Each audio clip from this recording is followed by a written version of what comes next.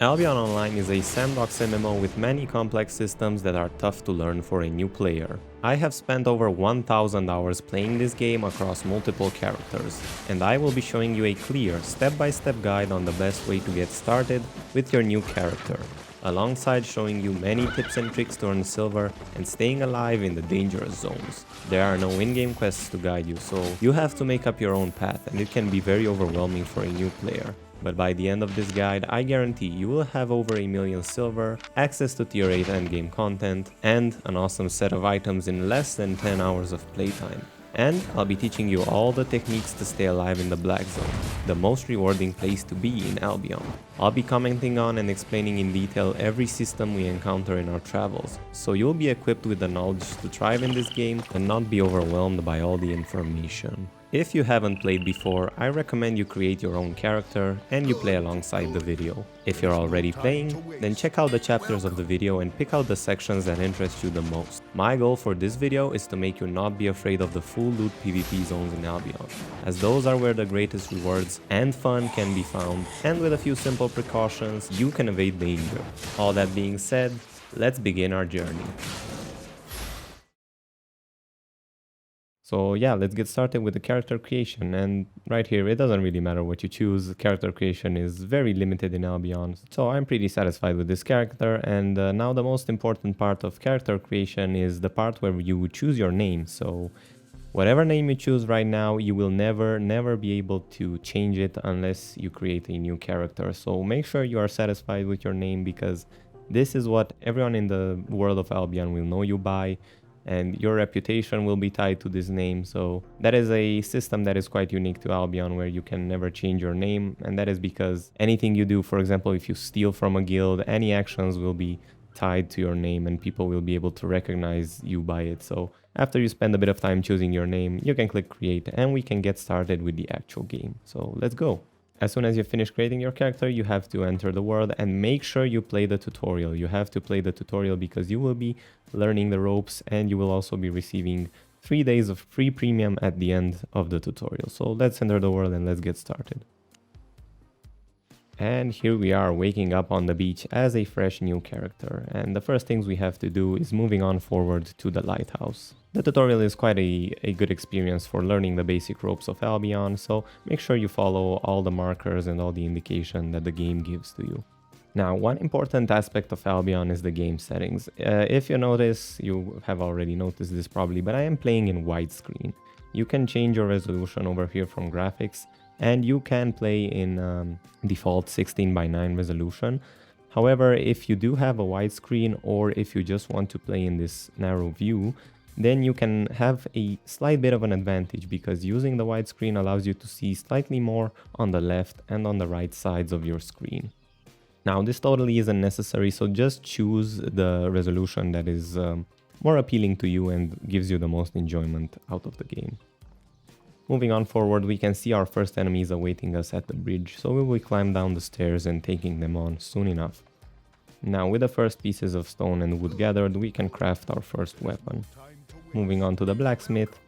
Here in the left tab, this is the crafting tab. You will be familiar with this because every crafting forge will have this UI where you can select the items you want to craft on the left side, and then you just have to click craft. By pressing I, you can bring up your inventory and you can equip your sword by right-clicking on it. Then you have to choose an ability. Every time you equip any weapon or armor, you have to choose your ability, so make sure you choose whichever one you like. In this case, it is probably better to choose the Heroic Cleave, because this gives you an area of effect attack once you press your Q.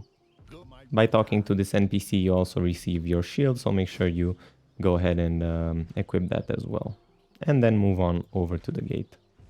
Now, before we fight the enemies, there's also another option that is important to select here. By default, if you go to the game settings and over here to general, this double press to attack option is disabled by default. So by default, as soon as I click on an enemy, you see my character moves forward to attack it. This is not the best option to choose, because sometimes you want to be able to click on an enemy so you can bring up its portrait and inspect its health and mana without actually moving forward to attack it. So Make sure you go to the game settings, control general, and enable this double press to attack option. Also, make sure that force combat mode is not turned on, because this locks you in combat without being able to pick up resources from the ground. So with this option you can click on any enemy to just select it without attacking it. As soon as you want to move forward to attack, you can just click on it again, or you can also use your spacebar. As soon as I press spacebar, I will be moving to attack the enemy. Now make sure you just attack the enemies down and press your Q ability every now and then to deal additional damage. Then whenever you destroy a chest, you can pick up its contents by looting the bags on the ground, and here you receive your first helmet piece. At this point the tutorial also introduces you to the Destiny board, which is basically wherever the experience that you gain during your journey in Albion is shown. We can ignore most of the tree and only take a look at the left side, because this is the trainee fighter node. This is the first thing that we have to unlock, because it unlocks everything that is related to combat in the game. We can then move forward and we will reach the cove, which is the main city of the tutorial zone. Here you will be able for the first time to see other players starting their journey in Albion alongside with you. Take a note, if you have any friends that have just started playing at the same time with you, you might not be able to see them in the tutorial zone, because these zones are instanced to a certain number of players. As soon as you finish the tutorial, however, you will be able to meet up with them and play together. Continue speaking to the captain to do the next parts of the tutorial. First things first, we will go to the marketplace and we have to buy ourselves a mule. As soon as we equip the mule, we can now press A to mount up, and this is the first mount that we have in the game. Then we speak to the wounded crafter and he gives us the task of crafting our first pickaxe and axe. Make sure you grab a few pieces of stone and wood so that you can craft the axe and the pickaxe.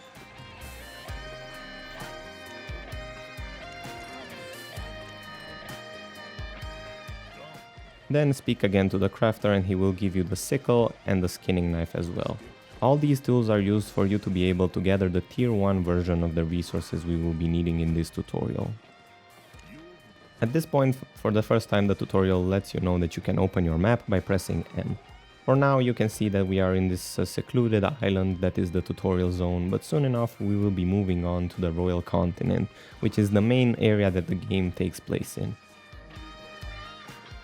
Continue speaking to the crafter and for the first time it tells you to go to the forest, where we have to gather some new resources. For this part of the tutorial you have to gather a few pieces of wood. Make sure you gather at least 6 birch logs, and then also make sure you gather 4 pieces of hide from the foxes that the tutorial tells you to, but also gather 12 extra pieces on top of the 4 that the tutorial says. So by skinning 2 full foxes you will be able to get 18 pieces of rugged hide, which we will need shortly. Taking these resources, we can go back to the crafter.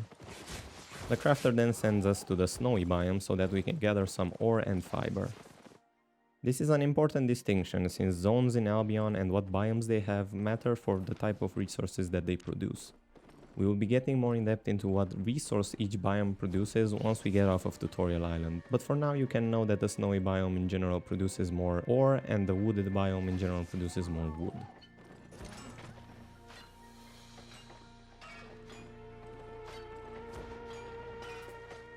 And again, like the hide, make sure you gather 18 pieces of cotton instead of just the 4 that the tutorial says to gather. So that means if you gather 2 full cotton plants with 9 resources each, that will be enough for now. This is what the inventory should look like before you go back to the crafter. You should have 6 pieces of wood, 18 pieces of leather, 6 pieces of copper and 18 pieces of cotton.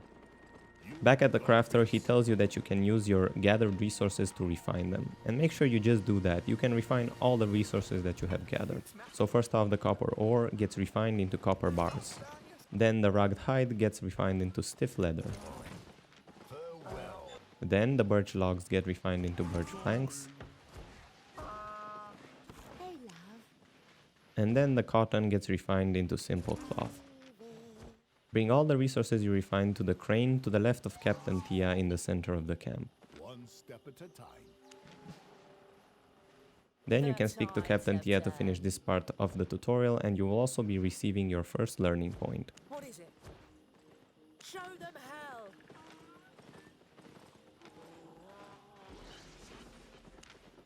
In Albion, any node that reaches the 20% fame mark can be skipped by using learning points, so you can complete the rest 80% of the way using learning points. This makes learning points a very valuable resource, and you will only be earning about 10 of them every day if you play constantly or if you have premium.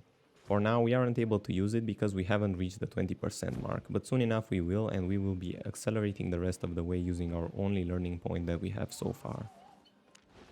This step also gave you carrot soup, which is the first food that you encounter in the game. You can equip this as any other item by dragging it over or by right clicking. Then, once you are dismounted, you can press the 2 button by default to eat your vegetable soup. Food in this game gives you a buff that lasts for 30 minutes usually, and in this case your health regeneration will be increased by 100%. Note that in Albion, health regeneration only takes place once you are outside of combat, so this doesn't give you any buffs while you are in combat. We will see just how it helps to regain our health between combat much faster than if we didn't have the buff. For the next step of the tutorial, make your way to the heretic camp and do a bit of combat for the first time.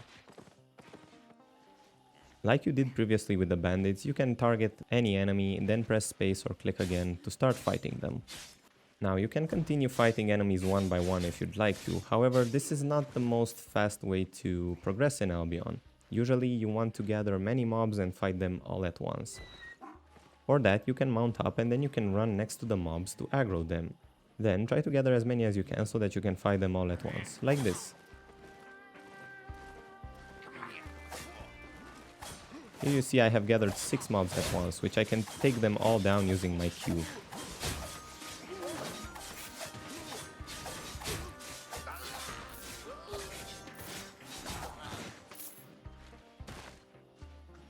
Now this was very close and I almost died, but don't worry about it, nothing happens if you die in the tutorial zone. Also, you can use your R ability to heal up faster between combat.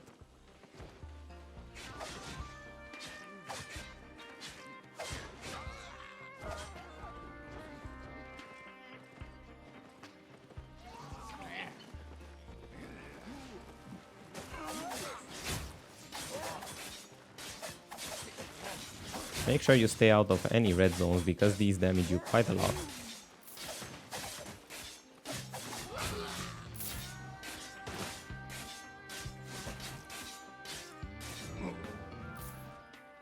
As you're fighting, try to use your Q ability as often as you can because that is where the main source of your damage comes from.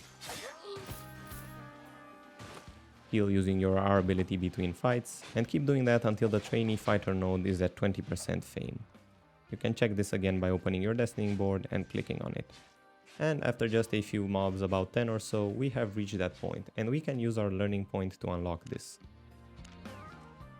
This gives us access to all these tier 2 weapons and armor, which we'll be getting shortly once we return to the outpost. Before we do that, however, we have to finish the objective that the tutorial instructs us to. Somewhere at the center of the camp there is an objective that we have to go towards, and as soon as we stay here for a few seconds it completes for us and we can go back to camp. Before going back to camp, however, even if you finished your objective, make sure you open your inventory and take a look over here. Here you can see just how much silver you have, and for the next step of the tutorial we will be needing about 300. So make sure you keep defeating mobs until you receive about 300 silver. Now I haven't gone over this, but as soon as you defeat a mob you can see the silver dropping on the floor over there. As soon as I go over towards it or cross above it, I will be picking it up automatically. You can turn this on by going to Game Settings, General, and clicking in Automatically Pick Up Silver. So once again, make sure you keep fighting mobs until you reach about 300 silver. Some mobs are worth more silver and fame than others, so make sure you focus down on taking the Strange Thieves and Strange Fire Starters. As soon as you reach just about 300 silver, you can go back. After finishing this step, the captain instructs you to go to the Warrior, Hunter and Mage's Lodge. Make sure you click on each of these, where you can see whatever items you can craft. At this point we can upgrade our gear to tier 2 gear, and as the tutorial says, we can either craft it or you can buy the gear pieces. Since we already gathered enough silver to buy them, we will be doing that by going over to the marketplace. Now, if you're coming from other games, you may be tempted to think that if you're wearing a certain type of armor, for example cloth armor, or in this case the scholar robe, then you are obligated to also wear cloth armor in the helmet and the boot slot. However, in Albion this is not the case, and the main fun and complexity of the builds in this game come from the fact that you can mix and match types of armor with any kind of weapon. For example, you can be a mage that wears a fire staff and a soldier armor, which is a plate armor, and be very effective in combat by dealing reduced damage but you being much tankier. Now obviously not all builds make sense or are as effective as others, so for the purposes of this guide I would strongly recommend you follow my gear choices, because I will be getting you into a build that is quite effective at doing solo content but can also be played with a small group, and it is quite easy to play for a new player while also being very effective. Don't worry about it too much. If at any point you want to change out of it or you want to try a different weapon, you can, and that is the fun in Albion, because all you have to do is just pick up a new weapon and try it out. However, the more you use one type of armor or one specific weapon, the better you get at it, because you level it up, and as you level it up, you deal more damage, take less damage, and so on. For this guide, we will be choosing the Novice's Scholar Cowl for our helmet slot, the Novice's Mercenary Jacket for our body slot, our armor. We will be choosing the Novice's Soldier Boots for our shoes. We will be purchasing the Novice's Broadsword. And for the offhand, we will be purchasing the Novice's Tome of Spells. The offhand doesn't matter that much, but for now we can just choose this one. At this point, you can go ahead and throw all of your tier 1 gear outside of your inventory to destroy it, because there's really not much point to keeping it. It's not really worth that much silver to resell, and you can just go ahead and equip your tier 2 gear now, which is much better. Then you can speak to Captain Tia to finish this part of the tutorial. What is it? Let's do this. By now you have also received the Novice's Cape, which goes in the cape slot in your inventory. Before doing anything else, come back to the crafter. And over here at the toolmaker that you use to craft your beginner tools, you can go ahead and click on it. And over here there's a different tab called accessories. And this is the point why I told you to gather more stiff leather and more simple cloth than what the tutorial told you. Because right now we can craft a tier 2 novice's bag, which otherwise the tutorial does not give to you or does not tell you to craft in any way. And the point for doing this is because Albion actually has a weight system. So over here below your armor and stuff, you can see just how overloaded you are. Right now I am at 5% capacity. You can also see this over on the top right of your screen when playing normally without opening your inventory. But what the point of bags in this game is quite intuitively is to increase your max load. So you can also hover over this skill to see what it does. And as soon as I equip it, you see that my percentage has gone down to 3%. So right now I can equip or carry 20 kilograms extra of stuff. Now before going further, you might be thinking that this build that we are having is quite interesting and it looks goofy. Like, why are we using a sword with a tome of spells in the offhand? That traditionally that doesn't really make much sense in video games. Usually you would have something like a shield, like these guys over here have, or like the shield that you had for the tier 1. There's always a reason for the items that you choose in your build, and as I said before, you don't have to go all leather or all cloth in your items. You can mix and match them like I did here. For example, we have a cloth helmet, we have a leather armor, and we have plate boots. Generally, the defining piece of your build is the weapon you're using and the chest piece that you're using, because these are the most important. Cloth armor, in general, you deal more damage, but you take more damage. Leather armor is usually more balanced. You deal a balanced amount of defense and offense, like it says here over here in the tooltip. And plate armor is intended for tanking, but you deal reduced damage. However, as I mentioned, this is usually defined by your chest piece, so even if I were to have plate helmet and plate boots, I wouldn't be that much tankier than using cloth helmet and cloth boots. What makes the biggest difference is the armor piece, so you will be much more tankier if you use a plate armor versus a cloth armor, but you will also deal reduced damage. And right now we have to choose our skills, because since we moved up a tier, usually when you move up tiers in weapons, you unlock additional abilities, and right now we can choose the Heroic Cleave, which we had previously. But we also see that there are 2 extra abilities that were unlocked for us, which are on the W and E slot. So weapons in Albion always give you 3 abilities, and then each of the other main pieces of your equipment give you 1 extra ability. You can take the time to read what each of these ability does, and for now you can basically choose any of them where there is a choice, because you only have a choice for the mercenary jacket. Now if you're wondering why we have the tome of spells in our offhand instead of the shield, it is because we are not going to be using the shield as our offhand in the final build that we will reach quite soon after we finish the tutorial. But instead we will be using the torch, which is an offhand that can be unlocked by using the bow. So at some point we will be using the tier 2 bow just for a little while so that we can unlock the journeyman hunter node. But for now we're going to unlock the journeyman warrior node first. Before moving on to the final part of the tutorial, make sure you come back over here to the marketplace. And as you can see over here, the price of buying a mule on Tutorial Island is 3 silver, which you should have a few left over from purchasing the gear. Due to the extra carry capacity we have with the novice's bag, we can purchase 2 mules to hold in our inventory. This should bring you to almost 100% carry capacity. We will be bringing these mules off of Tutorial Island and selling them to the actual marketplace, because they're worth much more than that on the actual marketplace than they are worth on Tutorial Island. So 2 mules you can see are worth 6,000 silver once we go off of Tutorial Island. So that will be a good boost to our economy right as we finish tutorial. And it's worth to do it because it costs us nothing and we have the carry capacity to take off of a Tutorial Island anyway. There's also another resource that is worth quite a lot if you take it off of Tutorial Island and bring it to the main zone. So the cool thing about Albion is even low tier resources are very useful for some types of content or for certain types of players. So usually you might think that the tier 1 stones that we just gather here in Tutorial Zone are useless, but they actually aren't. So let's pick up one of them. And if you look, you can see that one piece of this stone is worth 100 silver, which is quite a lot. So if you want to have an even better start than just bringing 2 mules off of Tutorial Island, you can go ahead and gather stone up to 100 carry capacity. Or if you have the patience to do it, you can throw away the mules and gather stone up to 100 capacity, because that will be worth much more. However, for the interest of speed and because I don't find it that interesting to spend the time gathering stone here, I will just gather a few pieces up to 100%.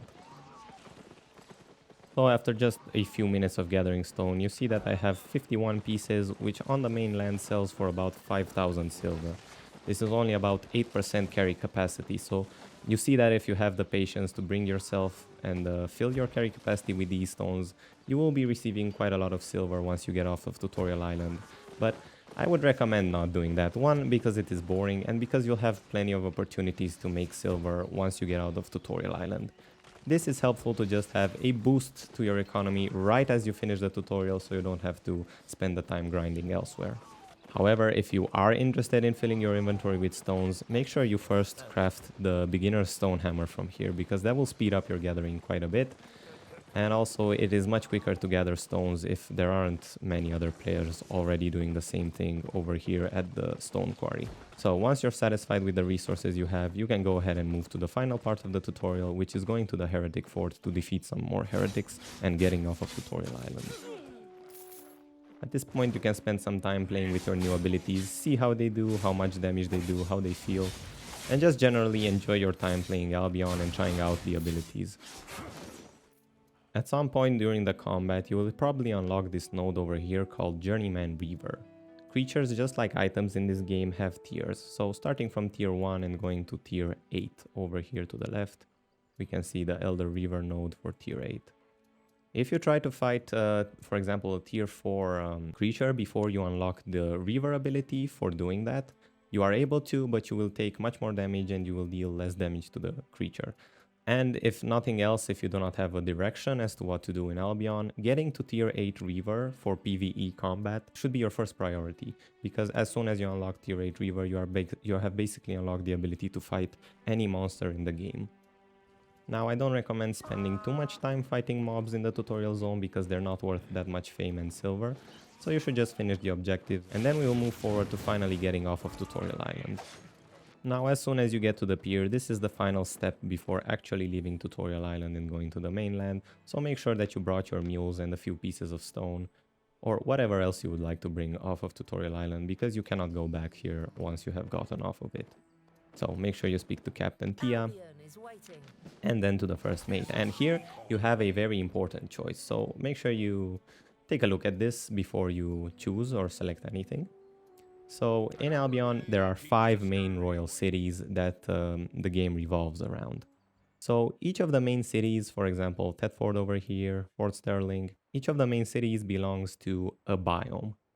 And the point of biomes in Albion is that they dictate what resources spawn in them. So, for example, over here in the top left corner, there is Thetford and there is the swamp biome. If we click on any of the zones over here, we can see in the top right just what resources spawn here. So this says that wood spawns from tier 2 to tier 3, hide and cotton as well from tier 2 to tier 3. What this indicator doesn't show is that there is actually a main resource that the swamp biome has, and that is cotton. So in the swamp zones there is an abundance of cotton and there is slightly less wood and hide nodes to be found, but they can still be found. Then if you check each of the cities, for example Fort Sterling or any zone next to it, you can see what spawns here, and in the snow zone the main resource is ore. Then there is Limhurst in the wooded area and the main resource here is wood.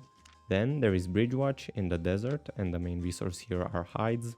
Then there is Martlock in the highlands biome, and then the main resource here is actually stone. Then let's not forget that in the center of all of this there is the neutral city of Carleon, but you cannot actually spawn there at the beginning, you have to get there later, and we will get into that a bit later, so let's ignore Carleon for now. But between all these 5 cities, you have to pick one that you will go to. Now, if you have any friends at this point, you should probably pick the same city so that you can meet up and play together.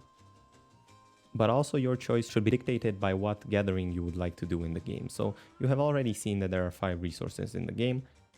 Out of these professions, usually the most in demand and most profitable is skinning. This is because leather armor generally has the highest demand, and doing this will give you the most profits. Besides skinning, there is also fiber harvesting, which is the next most profitable at this time. And then there are the other ones which also give good rewards, but probably are not the best to focus on at the beginning. In this guide, we will be picking only 2 gathering professions to focus at once, and I would recommend that you do the same and that you do not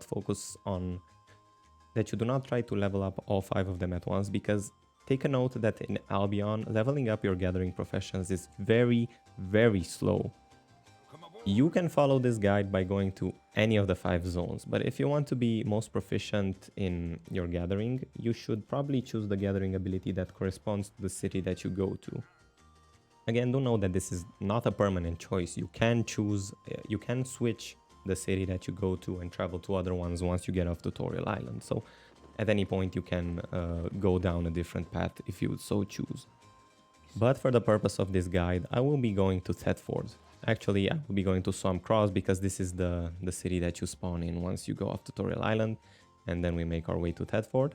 And the reason for this is because fiber is in high abundance in the swamp biome, but there is also the presence of hides, which I will also be gathering for silver. So that being said, you can talk to the travel planner and you can go to Swamp Cross.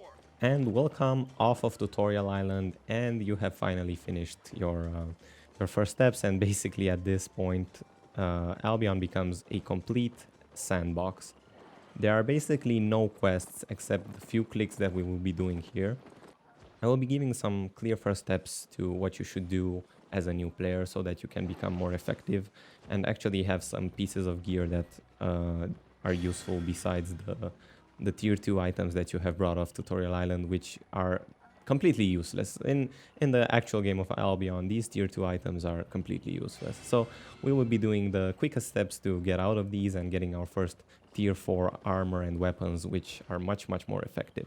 Now, one very important thing is that as soon as you get off Tutorial Island, do not talk to this man over here or this man over here.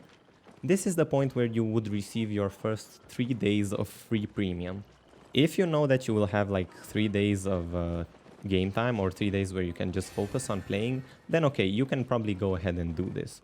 However, I will be doing this a bit later, after we have done the first steps to setting up our character and getting a bit more fame, a bit more silver, and better items. Because doing the 3 days of premium a bit later will be much more effective than doing them now when we are a freshly started new character that can't really do that much. Premium can also be bought, so if you have the disposable income to just buy premium, then I would recommend you just do that. Just get your 3 days of premium and then get purchase premium. But otherwise, you should probably wait a bit more until you pick the 3 days of premium. But it is also not that needed for the first few things we're going to be doing on the account. Again, that's why I'm delaying picking the 3 days of free premium until a bit later. If you're an avid PvP enjoyer, you should also know that playing as a free-to-play player, PvP is not affected. In that sense, you do not have an advantage, but you do have an advantage in the amount of fame you earn and the amount of silver you earn. So, that being said, we are fresh off of Tutorial Island. What do we do next? So, here we are off of Tutorial Island, and as I mentioned previously, we do not want to take our premium yet, because we have some setting up to do. Now, as you walk forward, you will see the main chest of this Swamp Cross settlement. If we look on the map, we are at this starter village. If you chose any of the other starting cities, that's fine. You can still follow this guide just as well. For example, if you're in Fort Sterling, you will be in Mountain Cross, and you'll have to make your way to Fort Sterling, which is the main city. But right now, we can take a look at the chest over here in the middle, and this is our bank. Now, in Albion Online, all banks and all marketplaces are not shared between locations. So, for example, if I put, let's say one, and yeah, you can split a stack of items if you just press the shift key and you can drag and drop to a different slot. This will split the stack in half. So, for example, if I take one of my mules and I put it over here in my bank, you can also right click it. Actually, no, you can shift click it, sorry. And this donkey can now stay in this bank. However, if I now move on forward to Thetford, which also has a bank over here, and I access the chest over there, I will not be seeing the mule that I have here. And just as an experiment, if you do have 2 mules brought off of Tutorial Island, then let's just go ahead to the marketplace over here in Swamp Cross, and we can sell one of our mules. I recommend only selling one of them for now, because we will keep the other one to sell in the main city, and we should be receiving a little bit more silver there than we do over here in the starter village.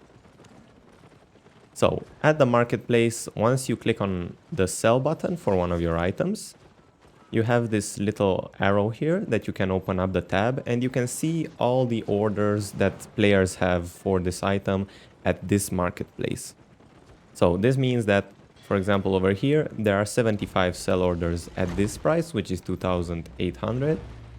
And there are 24 orders at a buy of 2,000. So what I can do right now is I can sell my mule instantly for the price that is listed here over on the right. And that's what I'm going to do. But an alternative, if you want to, you can click sell order. And over here, you can adjust the price that you're selling for. And usually, this is the approach you want to do for selling almost all of your items, especially if there's a significant difference between this price and this price. What you want to do is you want to put up, you want to click on your item, sell, and you want to click on sell order, and then you want to decrement your price by 1 silver. So actually, let's try it out right now. So yeah, if you want to do a sell order, as soon as you create the sell order, you will have to pay this amount, the setup fee, and you will also be taxed by this amount if your item does sell. So let's just go ahead and create this sell order. Make sure I refresh to see if anybody listed it for a different price. And I'll create my sell order. You see this took 70 silver instantly out of my inventory. And now over here on this tab, I can see all my sell orders. And now basically what you have to do is just wait and hope that somebody will eventually buy your mule. If you do not want to wait, and for the purposes of this tutorial I do not want to wait, then you can click over here to cancel your offer. You can take back your item. You don't get back your setup fee, so be careful about that. And then I'm just going to go ahead and split my item and sell just 1 mule for the price that somebody is buying it, just so I can instantly get some cash right now. The rest of the items we can keep and we can bring them to the main city, and we will sell them over there for slightly higher profit. Alright, so before moving on, let's use the money that we just received to buy our next set of armor, which is going to be tier 3. So what you want to buy is a battle axe, which is going to be tier 3. Items in Albion have a quality rating, and for example this one that has no border is of quality normal. Generally how strong an item is in Albion you can see by the item power. So this has an item power of 500, and if we hover over the first ability we can see that it deals 111 physical damage. If we compare it with the next item, this is of quality good, and we can see that it has a slight bonus to the item power because of this quality. Then, if we hover over the first ability, the Rending Strike, we can see that it deals 113 physical damage instead. So this is a very minor increase, it's like 1 or 2%. However, you see that the items cost exactly the same, so there's no reason for us not to buy the slightly better Battle Axe here. And you can just go ahead and click on the item and click buy. Next up, you will want to buy the tier 3 Journeyman Scholar's Cowl. And again, just take a look and see if there are higher quality ones than the normal quality at a similar price. So let's see. The normal one costs 850, the good one costs 859, and the outstanding one costs 949. Now, 100 silver is already quite a significant difference, and I wouldn't recommend going for it. I would recommend just picking the good quality one here. So let's go ahead and buy that. And we see we have a problem. We have run out of silver. This is probably the case for you as well if you haven't sold all of your resources that you have taken away from Tutorial Island. So we will not be able to buy the next item, which is the Mercenary Jacket, because this costs more silver than we have. So what I want you to do now with your still tier 2 set, we are soon getting rid of it and upgrading to tier 3. But for that, we first have to do a expedition. So the way you get combat fame, as you have seen in Tutorial Island, is if you defeat monsters. The expedition over here gives us an easy, instanced way for us to get a bit of silver and a bit of fame. Because if we click on the portal and we have this tier 3 expedition here, and we click on it, we see that the first expedition you complete for every day gives you 1 sealed royal sigil. And if we look at this, we see that it was worth almost 10,000 silver on the marketplace. We will want this item. By just completing one of these each day, you can get a easy 10,000 silver. So just go ahead and click on it and click on start. And don't worry about it, your tier 2 items are more than enough to deal with the tier 3 mobs that are found in this expedition. They are pretty easy to deal with. If you still have soups, you can buff yourself up with the soup, and you can go ahead and just fight the mobs in here. Make sure you use all your abilities to be effective in clearing the mobs. And we see that every kill gives us a tiny bit of fame and a bit of silver. Again, you can gather more mobs at once to be more effective and use all your AoE abilities to take them down more quickly.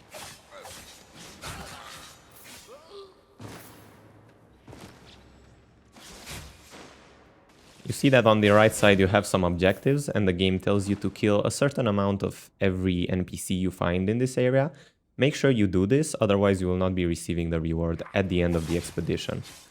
I recommend you clear all the mobs anyway, just so that you get more accustomed to the game and just generally have fun with the PvE in this game.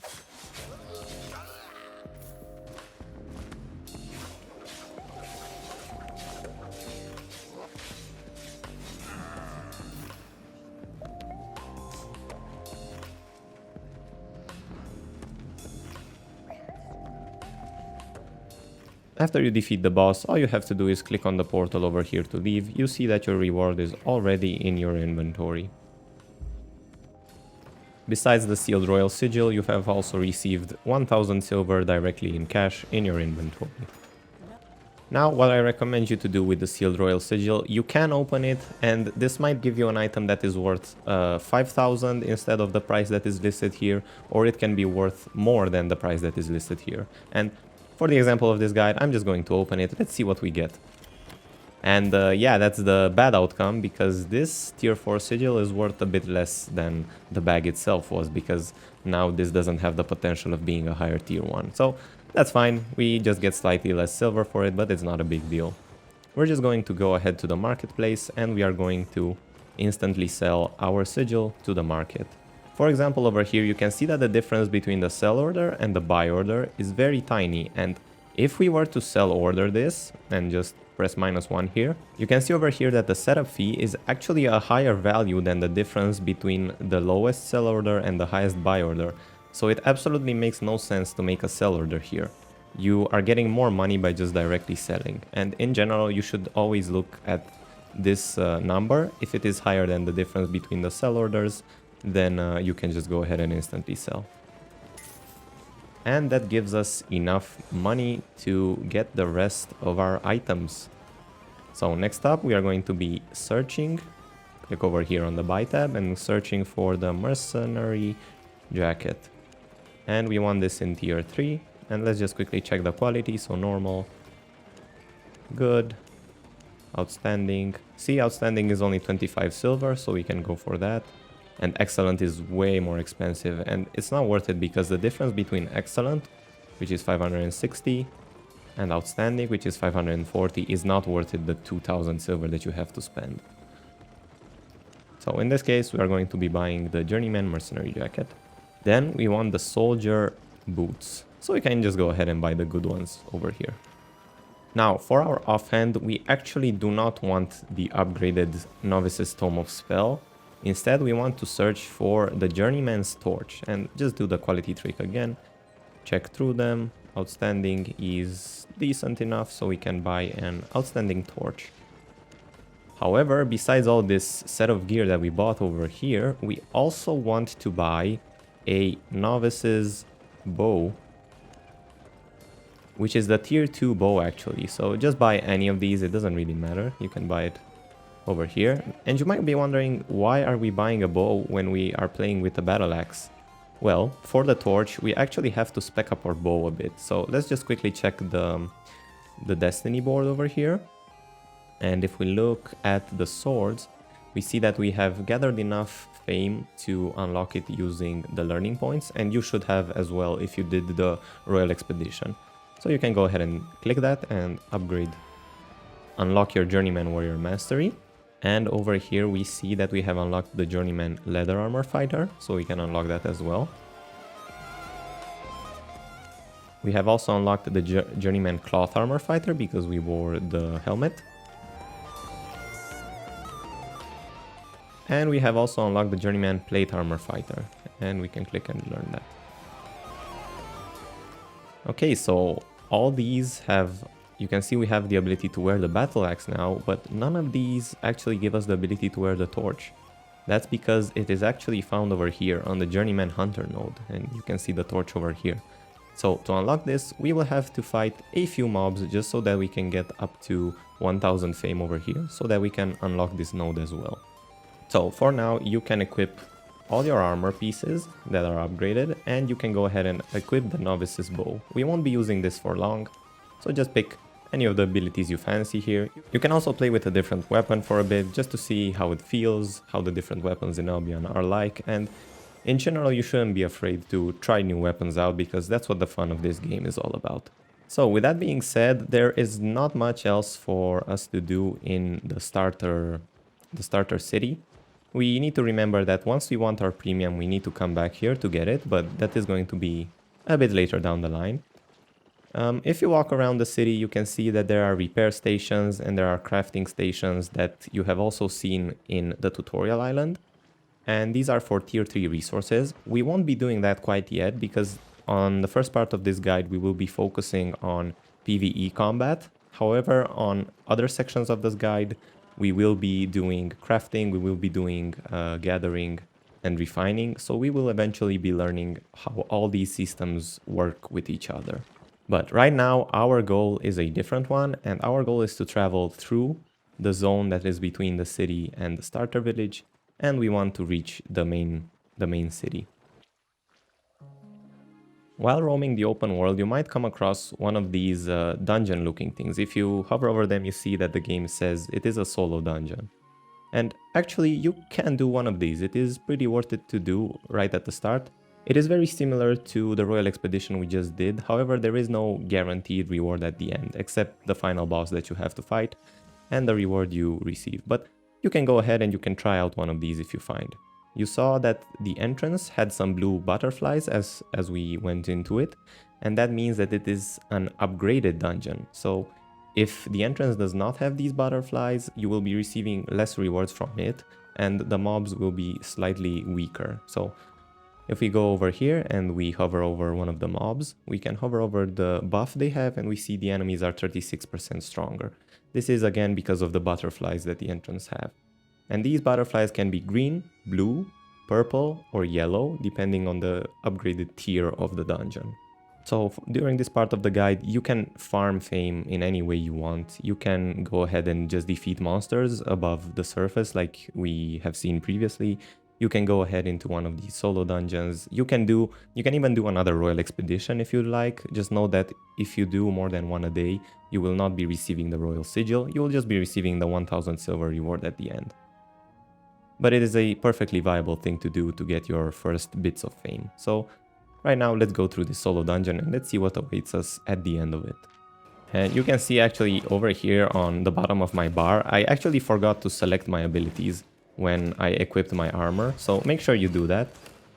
And you have to be out of combat. Actually, if you do not have them selected, you can be in combat as well. So if you find yourself taking too much damage from the mobs and would like to heal up faster between encounters, you can select the Mend Wounds ability on your chest piece. But you saw that this mob gave me 300 fame, so that's quite a lot for a tier 3 dungeon. So this is a nice place for some fame farming. And there's also more mob density than above ground, where it can be very hard to find enough monsters depending on how many people there are playing in that zone. And just after like 3 mobs, we see that we already reached the learning point for the Journeyman Hunter node. We also unlocked tracking, which is something we will get into a bit later into the guide. This is a solo activity you can do to earn money and just fight mobs, but that's gonna come at a bit later time in the guide. We are going to be doing that as well though. So right now we have unlocked this Journeyman Hunter. We can spend the learning points to completely unlock it. And this means we can now wear our battle axe and our torch. So right now we can say goodbye to the bow for now. Again, if you feel like you enjoy a different weapon than the ones I'm showing you in this guide, you can go ahead and use them. But there are also going to be some other builds I will recommend a bit later that are very similar to the ones I'm using that you can switch to if you would like to. So for now, we can get accustomed to the new abilities that we have on this new weapon, which is the axe. Actually, the first Q and the second Q are very similar to what the sword can do, but then the W abilities are quite different, so you can just hover over them, read what they do, and you can get accustomed to them as you fight the mobs and just generally PvEing against them. You will slowly get accustomed, you will know how to use them, and then you can be more effective with them. Over here you can see that I cannot actually select the second Q ability for the axe, only the first Q is unlocked for me. And this is because we need to earn more fame using this weapon to be able to use a different ability. If you click on it, you see that the game prompts you to open the destiny board, and we can see the node that is specialized for the axe weapon. So up until now we have been doing some very, very broad nodes. The first node was just the tier 1 node, the absolute beginning point that once we got this, we unlocked the direction for every other weapon and armor in the game. Then we went down the Journeyman Warrior path, which used the sword and now unlocked all the melee weapons and the crossbow. And now we are specializing down even further into the axe tree, which is over here, the axe fighter tree. And this is the general mastery of the axe. So any type of axe we use, we are going to be gaining fame into this tree. Now, from this point onward, I do not recommend, I actually strongly advise against using learning points to be unlocking the rest of the level. So from now on, treat this as if this bar over here does not exist. Your learning points are very, very limited and they are incredibly valuable for you. You will have to be using them on the gathering nodes instead. Or if you want to be really specialized, you can also be using them on the crafting nodes. However, you should not, under any circumstance, be using them for the PvE trees over here. So from now on, this we will have to full up to 100% every time. And you might be wondering, why is this branching out even further? Well, every weapon has subtypes of that weapon. So for the axe tree, we see that there are actually, at this point, 7 other axes we can be using. We will be using the basic one, which is the battle axe, but you can see there are the great axe, the halberd, and a few other types over here that are all a bit different in their ways. So all these weapons actually have the same Q and W abilities, however they differ in the E ability they have. So the Q and W are common between all of them, and then each of them has a different ultimate ability.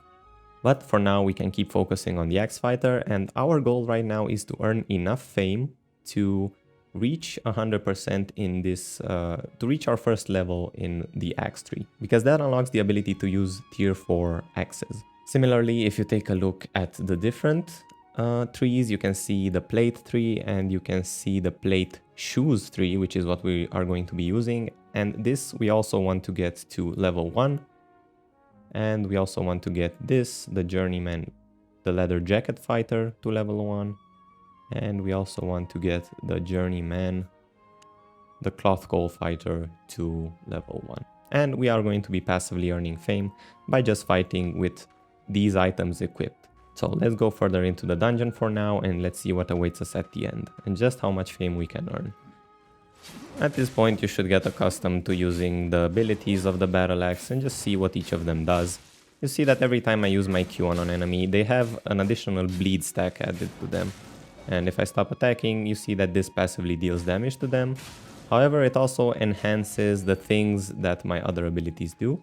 For example, your E ability does much more damage if somebody has 3 stacks on them rather than if they have none. Also, your E ability is split into 2 parts. The first one deals a lot of damage, and the second one heals you if you hit an enemy that has bleed stacks on them. So make sure you use that to keep yourself healthy.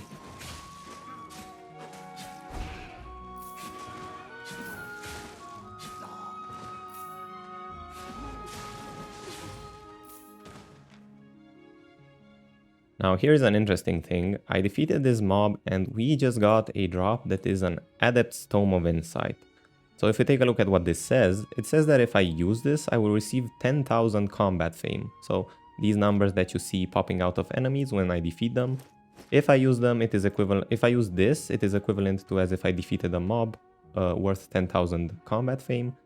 So all of these items would receive 10,000 combat fame. However, I strongly advise you to not use them, and instead you should be keeping them and selling them on the marketplace, because they are worth quite a lot of silver. It is worth about 14,000 silver, which is more than 1 silver per fame you would gain, which is extremely worth it, especially as a new player. You should be selling these instead of using them.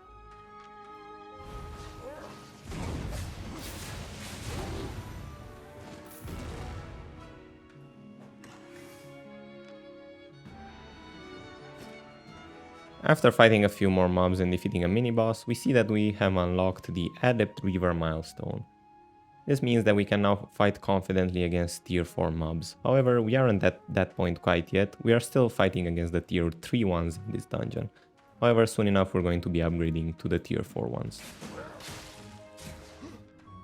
If you're wondering why are we using the torch in this build, if you check it, you can see that you receive a cooldown rate buff and an auto attack speed bonus. So we are going to be attacking faster and our skills are going to refresh quicker using this ability, using this offhand. And also a reason for this build is that it is very cheap for new players. It's very effective and it is very cheap, so you're not going to be breaking your silver bank every time you want to rebuy your items, because trust me, in Albion you want to be playing in the black zone where you will be dying a lot and losing your stuff. However, the main thing you have to be aware of is to not be spending too much on your gear so that you end up in a situation where you do not have any money and you cannot replace your items. In general, you will be playing with cheap items, but in the dangerous zones where you can get a lot of rewards.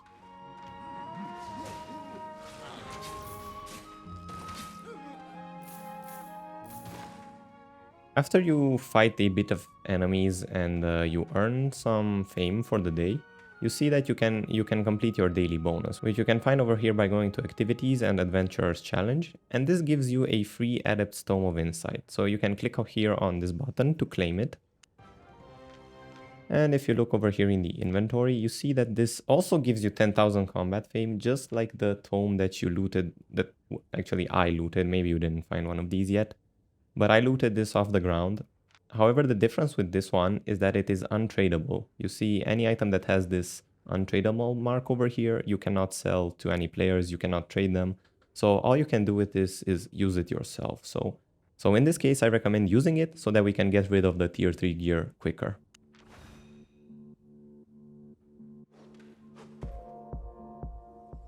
After a bit more time spent in the solo dungeon, we reach the final boss of the dungeon.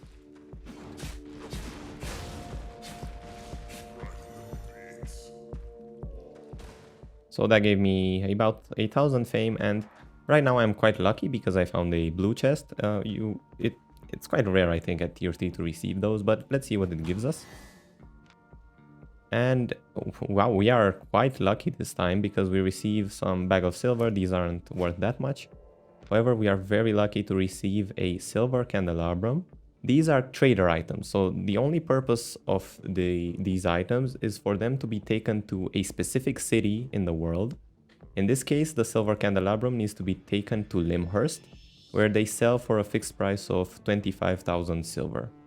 So you can imagine that this item will sell for less in all the other cities than Limhurst, because people will be buying these there and then just carrying them over to Limhurst, where they can sell them for a tiny bit of profit. So this is very lucky for us. This means we receive about 23,000 silver. And then we can press A. We do not have to walk back to the beginning of the dungeon. We can just press A and we can teleport outside. By this point, we are very close to unlocking the next tier of items. So at this point, again, you can do whatever you'd like. Just make sure that you reach tier 4 in all the armor pieces, in the torch fighter node, and in the axe node.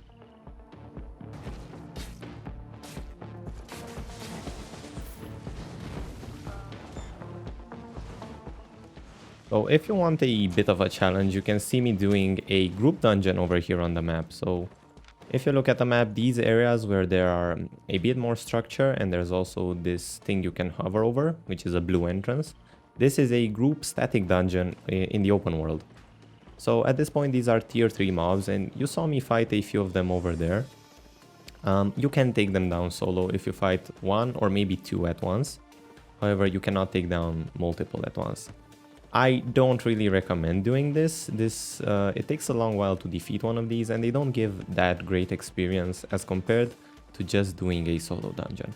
However, just know that this is an option, and later on with the higher tier static dungeons, if you have a party of friends or if you meet up with somebody, they are very worth to do to farm fame. So this is a very viable option for group fame farming that you can do later on. But for now, you should probably focus on doing things solo, because that is the quickest way to progress. And with those few mobs I defeated over there, you saw that I unlocked the nodes that we have to unlock, which is the Axe Fighter node. And by unlocking this, I also made a tiny bit of progress in the Battle Axe Combat Specialist node. Now, leveling up these nodes does not give you any new unlocks. However, every level of this you get, you will become slightly more proficient in using that item, so specifically battle axes, and you will become very tiny more proficient in using all the other type of axes. The higher your specs are, you will be dealing more damage and you will be more effective in combat. It is very recommended that before you try to engage in PvP activities, you at least get this node up to about 80 or maybe even up to 100, and you get this node up to at least 70. So for the specific weapon you're using, you should have it up to at least 70 spec before you try to do any full loot PvP. So any PvP where you will lose your stuff if you die, because otherwise you will be at a severe disadvantage against other players. We unlock these nodes, we have tier 4, so we can go and buy our tier 4 gear. So at this point we have wandered enough in the zone between the cities. So it's time for us to go to the main city. Again, if you're in a different zone, just go to your main city instead, and you can continue following the guide from there. So let's make our way over there, and we can sell our stuff and see just what we can do with all the stuff we have gathered so far. So, welcome to the main city, and here you will see a ton of players. If you are playing at prime time, you're probably not going to be seeing anything because you'll have a prompt here saying that the area is too overloaded. So every single player that is here in the world is actually here. This is not instanced at all. So if you want to meet up with somebody, you can tell them and you can meet up over here. And there are two main areas to the city that we are interested in. First off, if we go down these stairs, we go to the bank. And if we go down this entrance, we go to the market. So first off, let's start by going to the bank. And as soon as we load in, we can see that over here in this mass of people, if we left click on it, you might not even be able to see it. But if we left click over here, there is a chest and this is the bank. We can place all our stuff that is too heavy to carry in here. And this will be the main bank that we are going to be using in this guide. So anytime we have something we want to keep, we're going to be putting it here. And if we want to access it, again, we have to come to this bank. Any other bank in the world, if we try to access, we will not have access to our items. We have to be in Thetford for that. And at this point, we want to liquidate our inventory. So if we gathered any silver bags while playing, while leveling up our items, we can use them and we will receive a tiny bit of silver as cash. Any other items we have, we should probably be selling at this point. So let's do that. Let's go to the marketplace.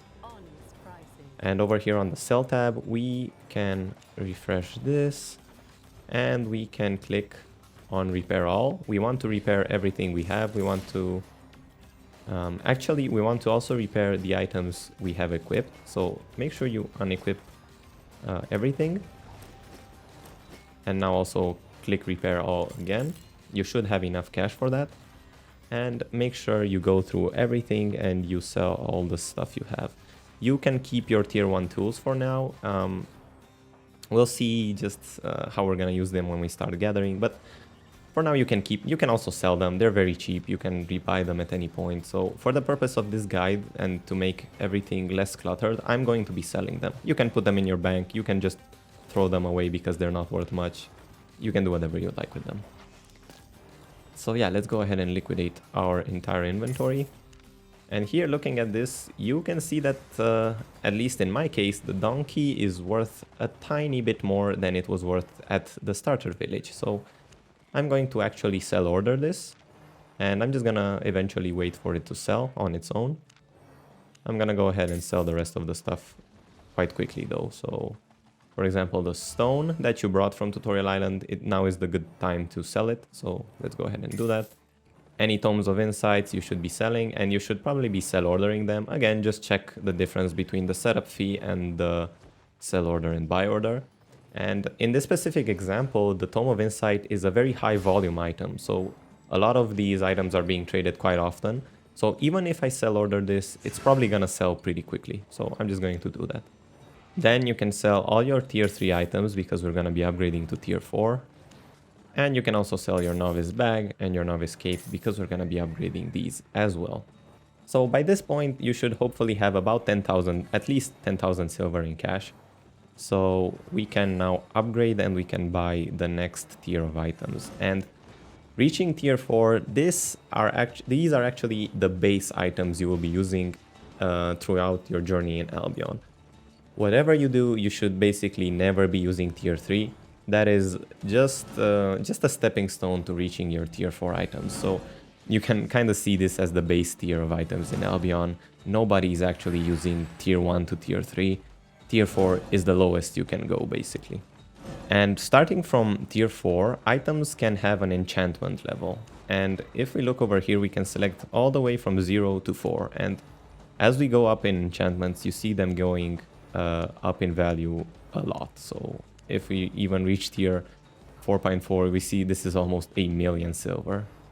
Right at the beginning, we want to stick to probably 0 enchantment and just again checking the qualities and seeing what is the most worth to be buying. And I'm going to be buying this tier 4 over here. Then we're going to be buying the mercenary jacket, which is the same thing we've been using so far. Then we're going to be buying the plate boots.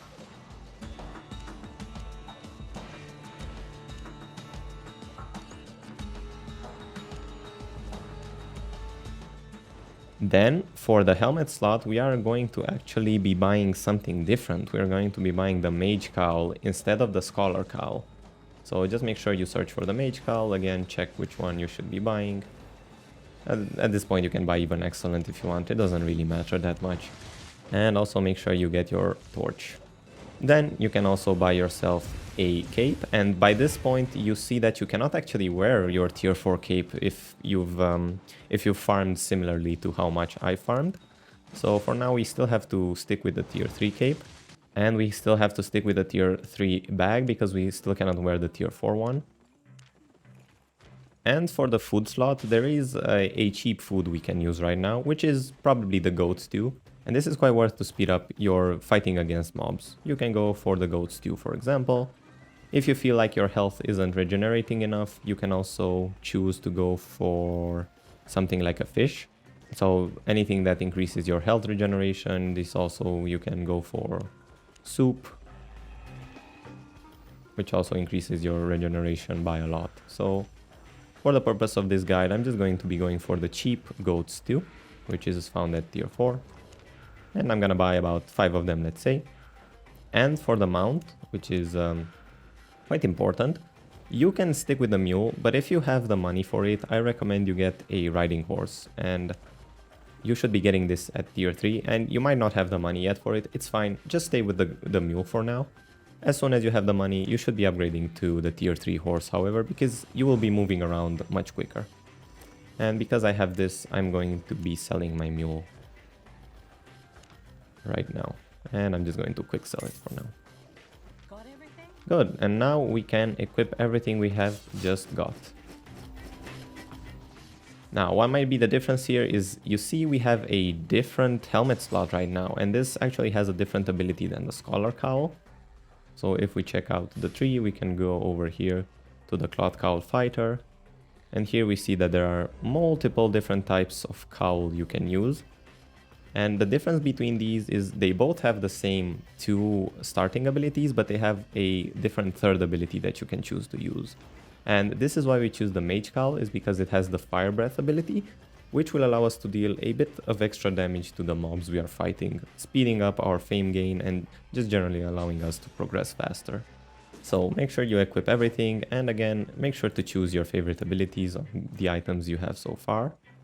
And with the Mercenary Jacket, the reason we are using it is because it has this ability called Bloodlust, and we will see it in use when we fight some mobs shortly. Every time we deal damage, we will be restoring a lot of health, so the reason this build is so good is because it can sustain itself very well. Between using this Bloodlust ability and using this Blood Bandit ability, you will be healing a lot when fighting mobs, so you can stay in the fight for a long while. Also, you have healing on a rejuvenating sprint, so this also gives you a bit more healing in combat that you would otherwise not have. So we are looking quite fresh, and at this point we can certainly say that we have gotten through the early game and through the tutorial stage of the game, and once you have your tier 4 items, you can be proud of yourself. You see that we're still using tier 3 bag and tier 3 cape. These aren't that important anyway, but the reason we cannot wear the tier 4 one is because we need to progress in the adventurer nodes. So from the Destiny board, if we go to the top, we see that we have to unlock the Adept Adventurer, and we still have a bit more fame to do until we can unlock that. And this will give us the ability to wear the bag and the cape at tier 4. So yeah, congratulations, you have made it to the main city, and you have your first tier 4 set of items. So where do we go from here? Well, let's see what's next. Just know that if you don't enjoy using the battle axe as a weapon, there are a few alternatives you can use by swapping only the weapon and keeping the same set of gear. If you would like to use a magic staff, you can go down the route of the journeyman mage, and from here there are a few options you can choose.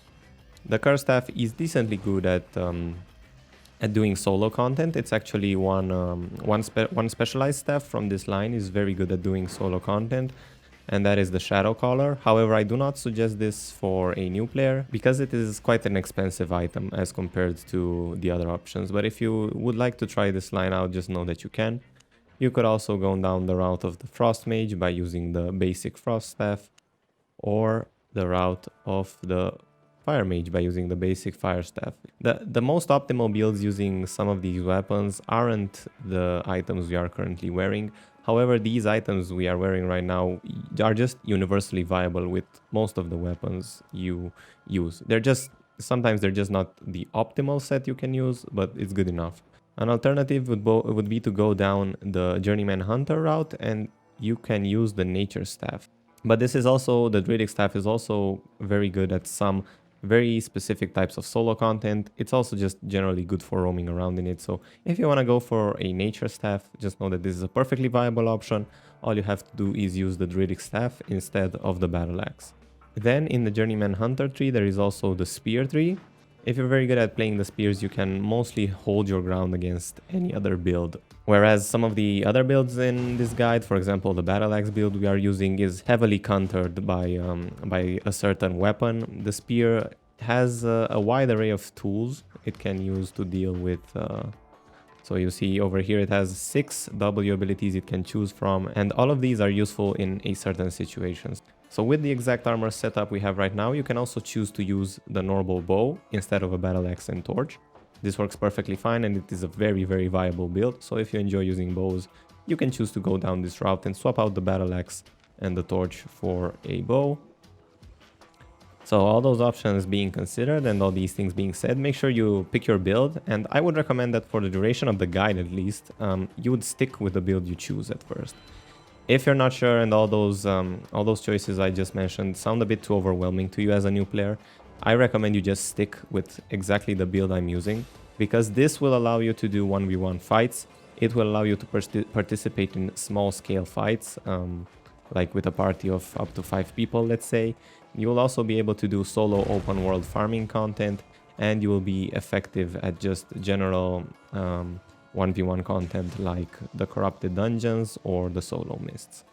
And as always, if there's any specific build you are more interested in, make sure you look up guides on YouTube. There are so many good content creators. And if you're interested in the details of any other specific build rather than the ones I just briefly presented it, just know that Albion is a huge game, and there is a huge selection of weapons in all these trees, and most all of them actually have a use somewhere in the game. And now that we have our tier 4 set ready, we have a specific goal that we want to continue. We are going to continue for now doing PvE and fighting mobs. So that's the path we are choosing right now. And what our goal will be for the next few hours is to reach up tier 6 Master Reaver. And we are going to be doing that by going around the blue and yellow zones and farming up until we reach tier 6. The goal is for us to get a bit more silver just so we have a bit more economy to work with, and then we'll take it from there. So yeah, we're going to be doing a bit more of what we've done so far. For me, when recording, this is a new day, so if you want to, you can go outside in the Royal City. So for me, this is a new day when I'm recording, so actually I have the expedition unlocked again. So I'm going to be receiving, if I do the tier 4 expedition, note that I cannot do the tier 5 one yet because I do not have tier 5 Reaver unlocked. So I'm going to be doing the tier 4 one and receiving my daily sealed Royal Sigil. And with the accumulated reward I'm getting, this is a easy way to get 10,000 silver.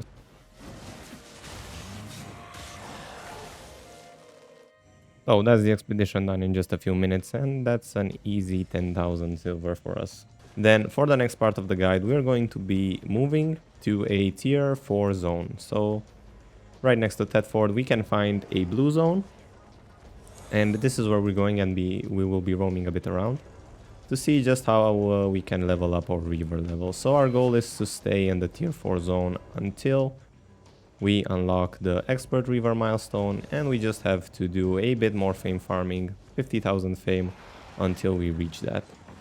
When you look at the map, make sure you always check the zone you're going into. So for example, this exit of Thetford takes you to the yellow zone. Now, yellow zones are still basically safe, so it's fine to go to yellow zones whenever you'd like. But just know that yellow zones are usually adjacent to red zones. And once you step in a red zone, well, if somebody that is from a different faction than the city you are in, or if somebody is a bandit, and you can turn yourself into a bandit by clicking over here. So let me move to somewhere where there's not that many people. And you see that if I dismount over here and I click this button, I will begin shifting myself to a bandit. And if I let this channel complete, then I will be able to attack any other players as long as I am in a yellow zone or a red zone.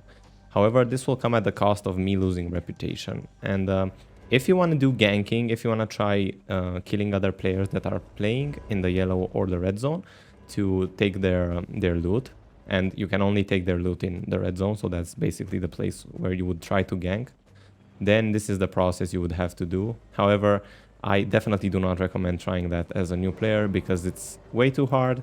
You have to use specific gear for that, and it's just not a viable thing for you to do right at the beginning.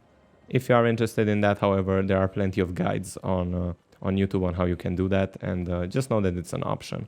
However, even if you want to try ganking, you should first try to level up your specs in the weapon that you will be using for ganking. And hey, what do you know it? The battle axe, actually not the battle axe, but the axe tree itself is good at ganking, is one of the best solo ganking weapons in the bear paws over here. So the difference with this weapon is that it has a dash ability that you can leap to players, so you can catch them up and dismount them with the damage you deal. So if you're interested, just know that going into the axe tree is still a good option for you for ganking if that's your goal in the future. However, my point was that you should be very careful not to step in the red zones yet, because we're not quite ready for that. We want to be going to the dangerous zones soon enough. However, just for this part of the guide, we're still going to be sticking to the blue zones, and soon after we'll be moving to the yellow zones, just so we can get a bit more accustomed to the game before we step into the dangerous zones, where we can lose the items that we have on our person. So let's move on over to one of the blue zones, which I will choose to be Dusklight Fen for now. And here, just like before, make sure you look for monsters in the open world, and maybe you can also do solo dungeons if you find them. If they're upgraded, they're probably worth to do. If not, you can keep looking for monsters in the open world, such as these ones, for example.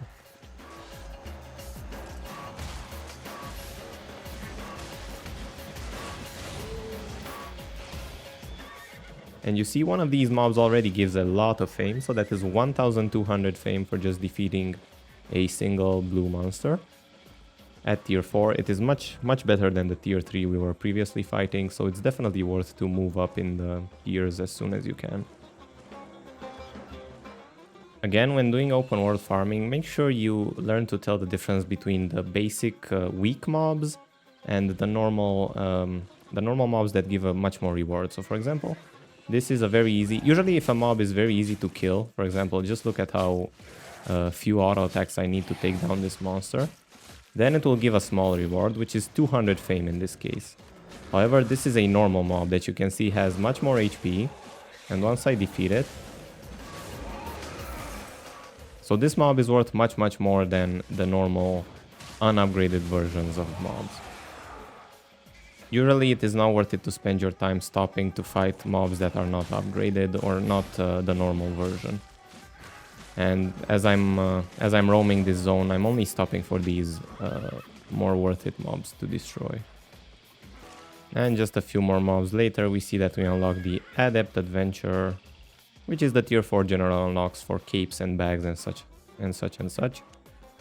Our next target is the Expert Adventurer unlock, which will allow us to enlist in faction warfare, which is a new type of content we'll be exploring at some point in the guide.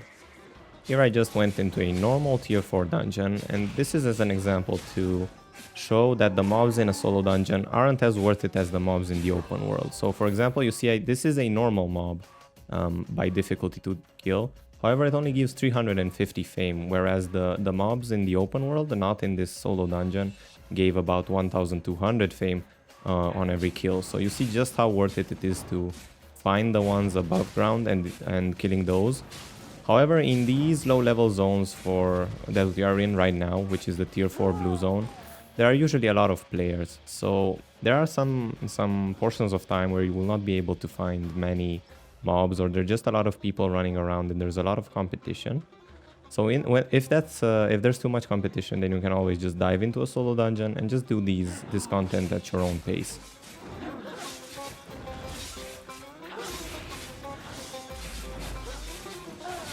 At this point in the guide, we are still in these low tier zones because we want to unlock the higher tiers of Reaver, and because this guide is destined for new players. If you are an experienced player, you obviously know that at this point you can go to the higher tier zones even though you do not have the necessary Reaver level. But for the purpose of this guide, I want to take it relatively slow, just let everyone get accustomed to the game. And we will be moving up to the next tier of monsters once we get the necessary Reaver level. So in this case, when we get tier 5 level, we're going to be moving up to the tier 5 yellow zone. And then when we unlock the tier 6 Reaver, which is our goal for this part of the guide, we will be moving to the dangerous full loot PvP zones. But for now, let's keep farming until we achieve these levels and get accustomed to the game and just generally enjoy the PvE that this game has to offer.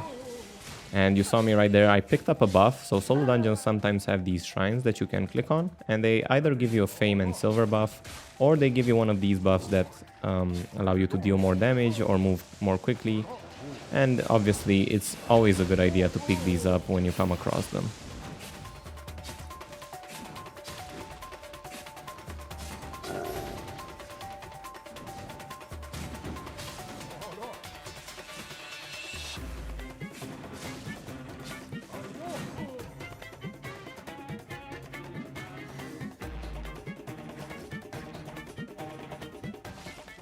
So here I was lucky enough to actually find an upgraded mob. If I clear these bigger ones, these smaller ones, so you can just see better. You see that this mob has a certain glow to it. This is an upgraded mob and it's going to be giving me a better reward than just the normal mobs. So let's see just how much fame a tier 4 upgraded mob gives us. And it's 2500, so you see it is worth basically two normal mobs in one. And it also dropped me 600 silver, so that's quite a good reward. Always make sure to take on these mobs if you manage to find them while you roam around. And this should be the last mob we need. So let's quickly defeat it. And there we go. This should unlock it. Let's wait for it. Come on, show it to me. Show me the Reaver level. I wanna hear it. There we go. Expert Reaver, and it's unlocked, and we have damage versus creatures of tier 5 increased by 45%, and defense against creatures of tier 5 increased by 31%. So we can now confidently fight against tier 5 enemies. And from now on, I recommend you basically should not be spending any time in the blue zones right now. We are going to be moving up to the yellow zones and fighting mobs over there. And yeah, we're going to go over some things when we get there.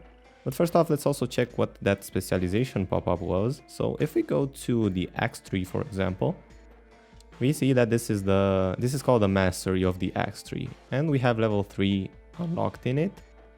And we can scroll over here and we see that we unlocked the rending spin ability, which we're going to swap to right now, because this is the AoE ability for the axes that we really want to be using this when fighting mobs. We don't want to be using the single target Q.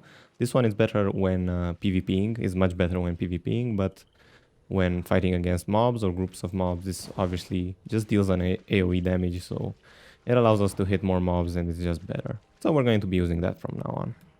But besides that, there is the mastery, which is responsible for unlocking new spells and the new tiers of items. So when we reach level 10, we will be able to wear tier 5 axes. But we have also unlocked our first level in specialization for the battle axe. And this doesn't actually unlock anything. However, every level we get over here is going to make us stronger at using axes. So yeah, every single level is just going to make us slightly stronger, and it is very important we level this up as much as we can. Alright, so with that being said, if you unlocked your tier 5 Reaver, and this only took me about 30 minutes of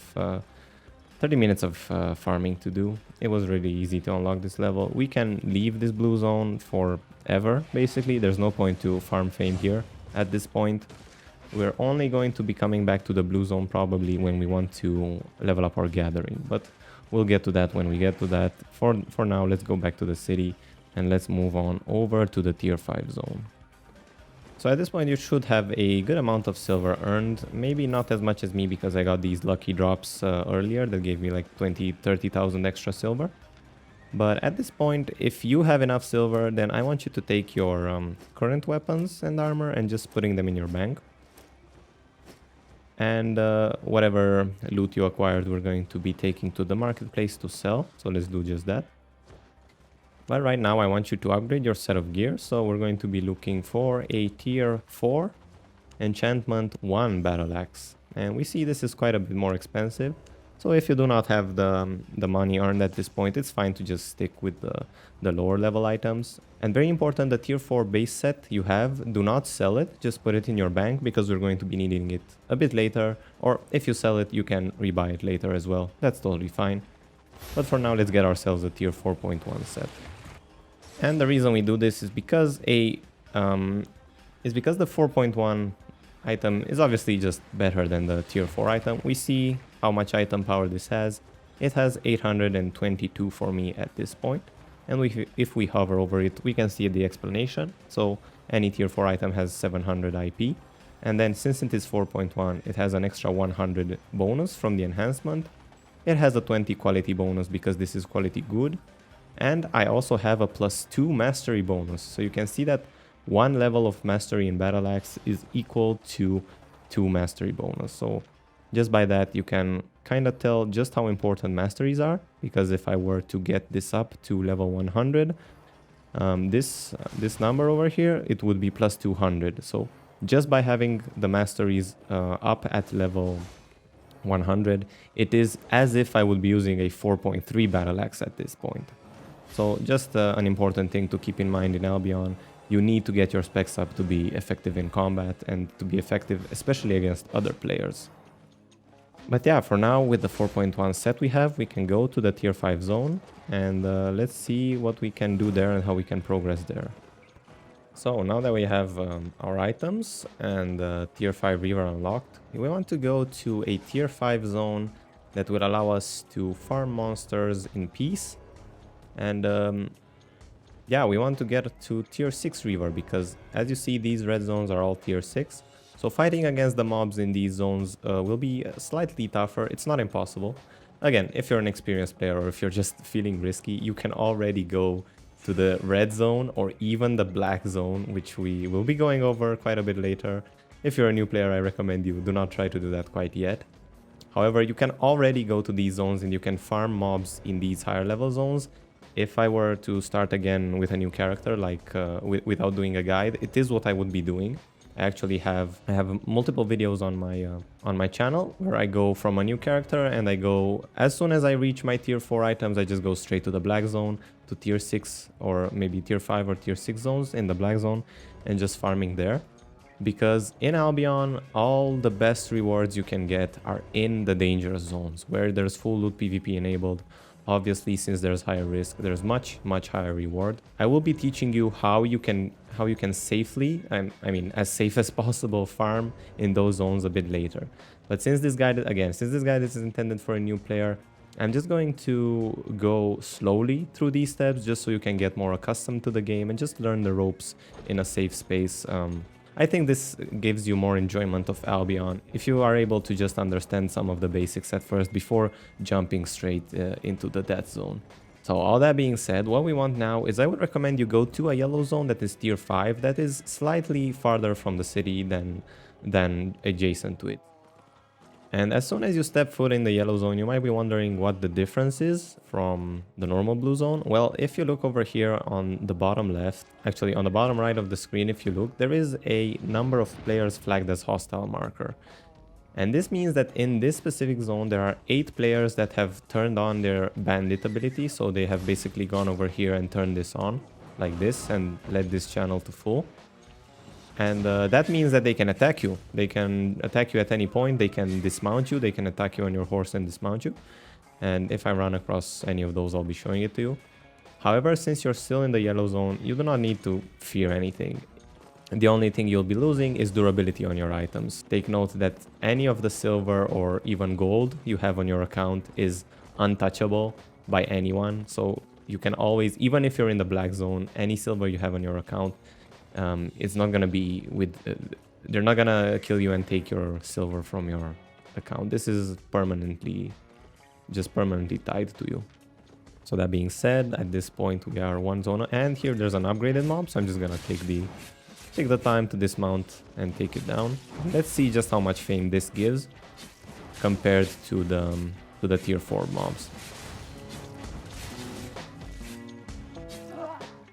So you see this gives 4,200. Oh, and actually here is an enemy. So I'm just gonna run straight to this bandit over here. I just want to see. Oh, he's very upgraded. So this guy is gonna absolutely destroy me if he tries to attack me. Yeah, but just to show it, maybe I can actually. Yeah, so he wants to fight. So I stand absolutely no chance against this guy because he has 1,500 item power. But just let's see if I can do anything. So I'm healing up against him, as you can see. And I'm keeping up, and somebody's actually helping me to take him down. So let's see if that works.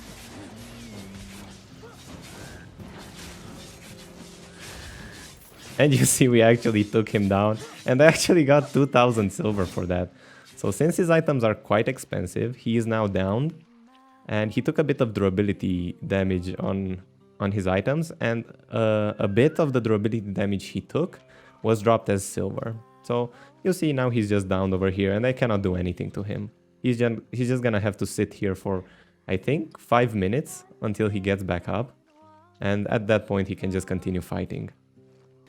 So yeah, thanks to this guy for actually demonstrating how the system for fighting works in these zones as a bandit and stuff like that. So as you can see, these tier 5 mobs actually give almost 2,000 fame. So compared to the tier 4 ones that gave 1,200, you're basically getting a 50% boost to your fame farming if you're doing tier 5 mobs as opposed to the tier 4 ones. So that's why I mean there's basically no point for you to go back to the tier 4 zones at this point. In your travels in the open world, you might come across one of these chests that actually show up on the map. If you hover over them, it says there's a small treasure chest here. Now, since this is a yellow zone, if you fight in this area over here, anyone can fight anyone. You do not have to be flagged up. So you can actually practice your PvP here, and I'm going to be doing it just to see what happens. Although if I inspect these, if you see I inspect these players, you see that somebody over here is playing in 8.3 weapons and an 8.3 set. So he's just gonna destroy me in a few hits. I have absolutely no chance of winning against this. And I think he's playing with his friend, which actually has the druidic staff. So you can see I recommended this if you're playing with a friend. If they're playing together, you will see them healing each other.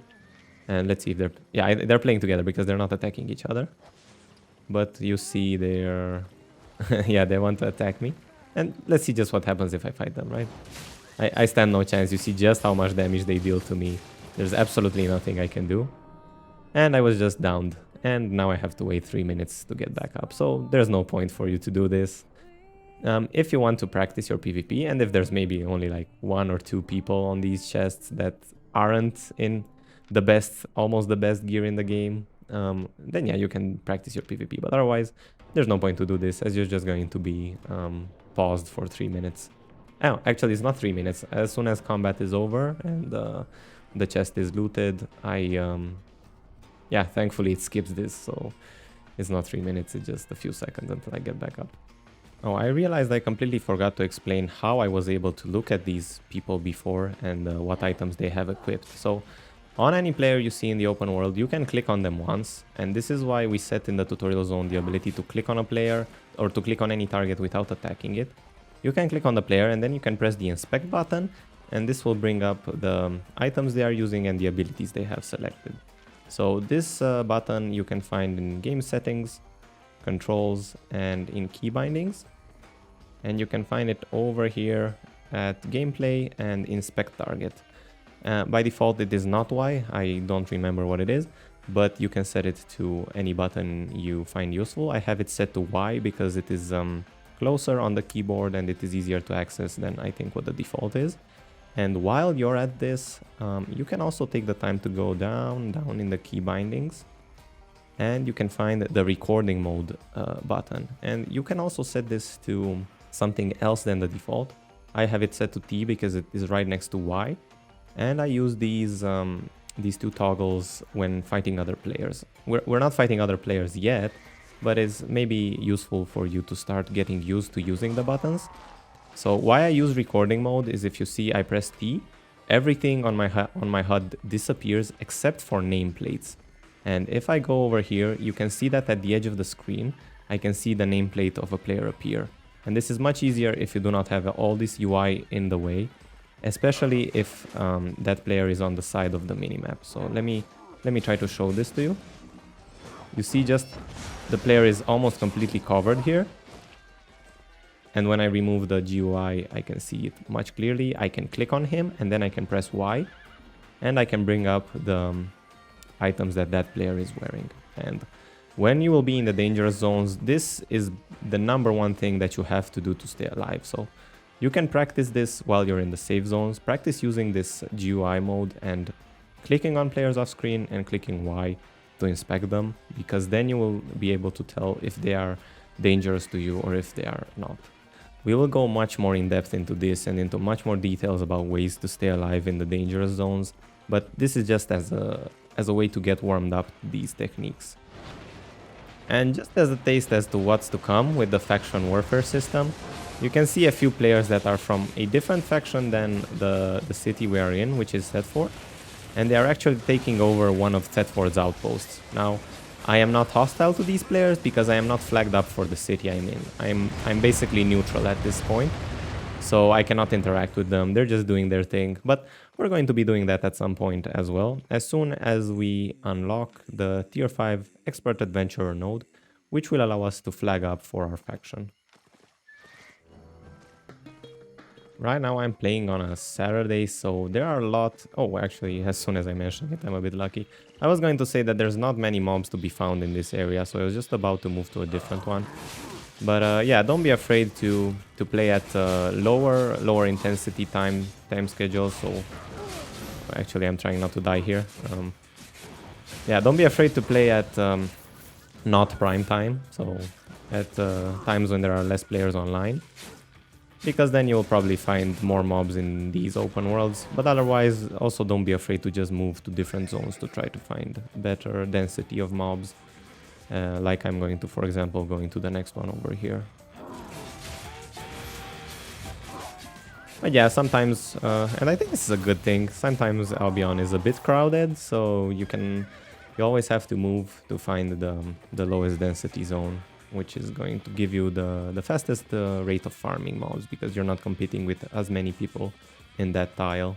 And actually, this is what I'm saying now is one of the main advantages to doing the dangerous content, because the density of players there is obviously much lower, and you are just able to get so many mobs there. So I'm basically trying to precondition you to not be afraid of the full loot PvP zones, because I know many players, many new players in Albion are terrified of losing their entire gear set as soon as they step in the dangerous zones.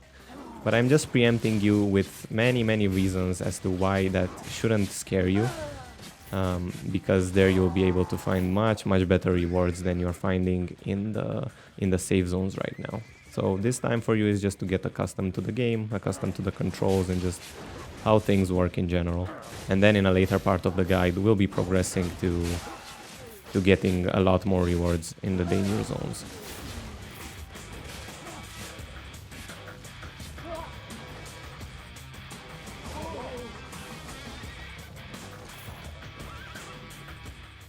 Okay, we just got a tier 4 guardian armor, which is 6,000 silver. Nice, that's a good drop. You should always be picking up these drops. If you get tier 2 items, then obviously those are probably not worth picking up. I usually don't bother picking up anything that's less than 1,000 silver, but as a new player, it's decent. Why not? You have the inventory space for it, so why not pick it up and just sell it in the city? And as you look for mobs in the open world, it is always important to try to take them down as fast as possible. So let's say I just come across this mob from one direction, I see it, I dismount, I use my Q, I turn on my W, attack it a few times until I can get my second bleed stack on it, and then I throw my 2 EXs, and I can instantly, or not instantly, but very quickly take it down, mount up, and then I can move to the next mob. And while I'm moving to the next mob, then all my abilities are going off cooldown, and I can do that same rotation again when I find the next mob, and that just allows me to farm that much quicker. So here it is again. I find these two mobs. I turn on my W. I set 2 stacks on them, and then I use both my X's and maybe another Q, and I took them both down. And I'm on to the next group of mobs. So always try to do these optimizations as much as you can. For example, if I find a mob and my abilities are not yet off cooldown, I can use my cowl and then just use my normal attacks to take down the mob. So yeah. That being said, if you're not enjoying fame farming in Albion, well, the thing is, I think this is one of the best ways to get started as a new player. However, we will be going, in the next section of this guide, we will be getting into our first PvP combat and explaining how things work there. So if you're here for the PvP, then sadly, one truth of Albion is you cannot get away from the fame farming. Even if you're just into PvP, you still have to fame farm, because trying to PvP without masteries in almost every piece of content is just useless. So yeah, you basically are forced to do fame farming activities, otherwise you cannot be effective in the full loot PvP. You can be effective in some safe instances of PvP, which we will be going over soon, but you cannot be effective in actual full loot PvP in the black zone or the red zone. And at this oh wow, I actually unlocked already Expert Adventure.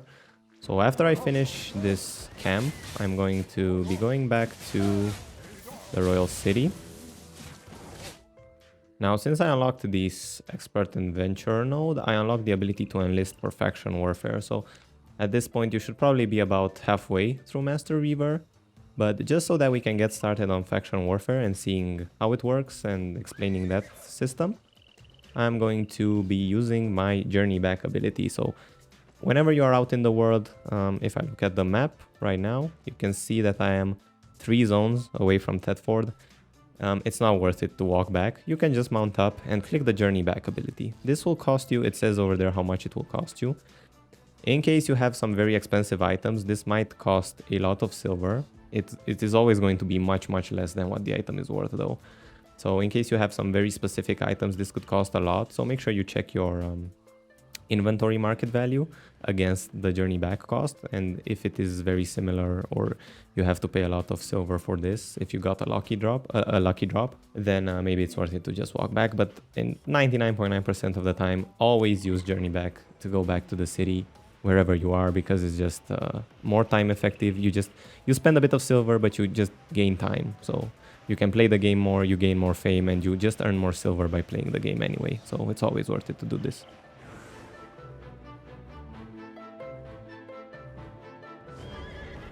And back in the city over here, I will go to the War Master, or I'm not sure how this is called.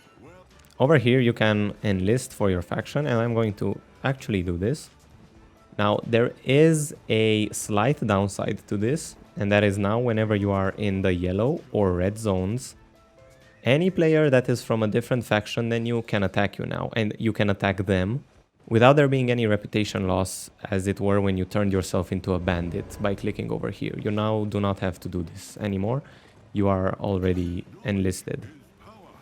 And actually, my mistake here, I enlisted myself, but this just enlisted me for Thetford, and now I actually have to flag myself. So you have to do this, because when you are flagged for your city, whatever activities you do in the yellow zone, or in the red, yellow, or blue zone, but again, it's not worth it to go to the blue zones, just don't.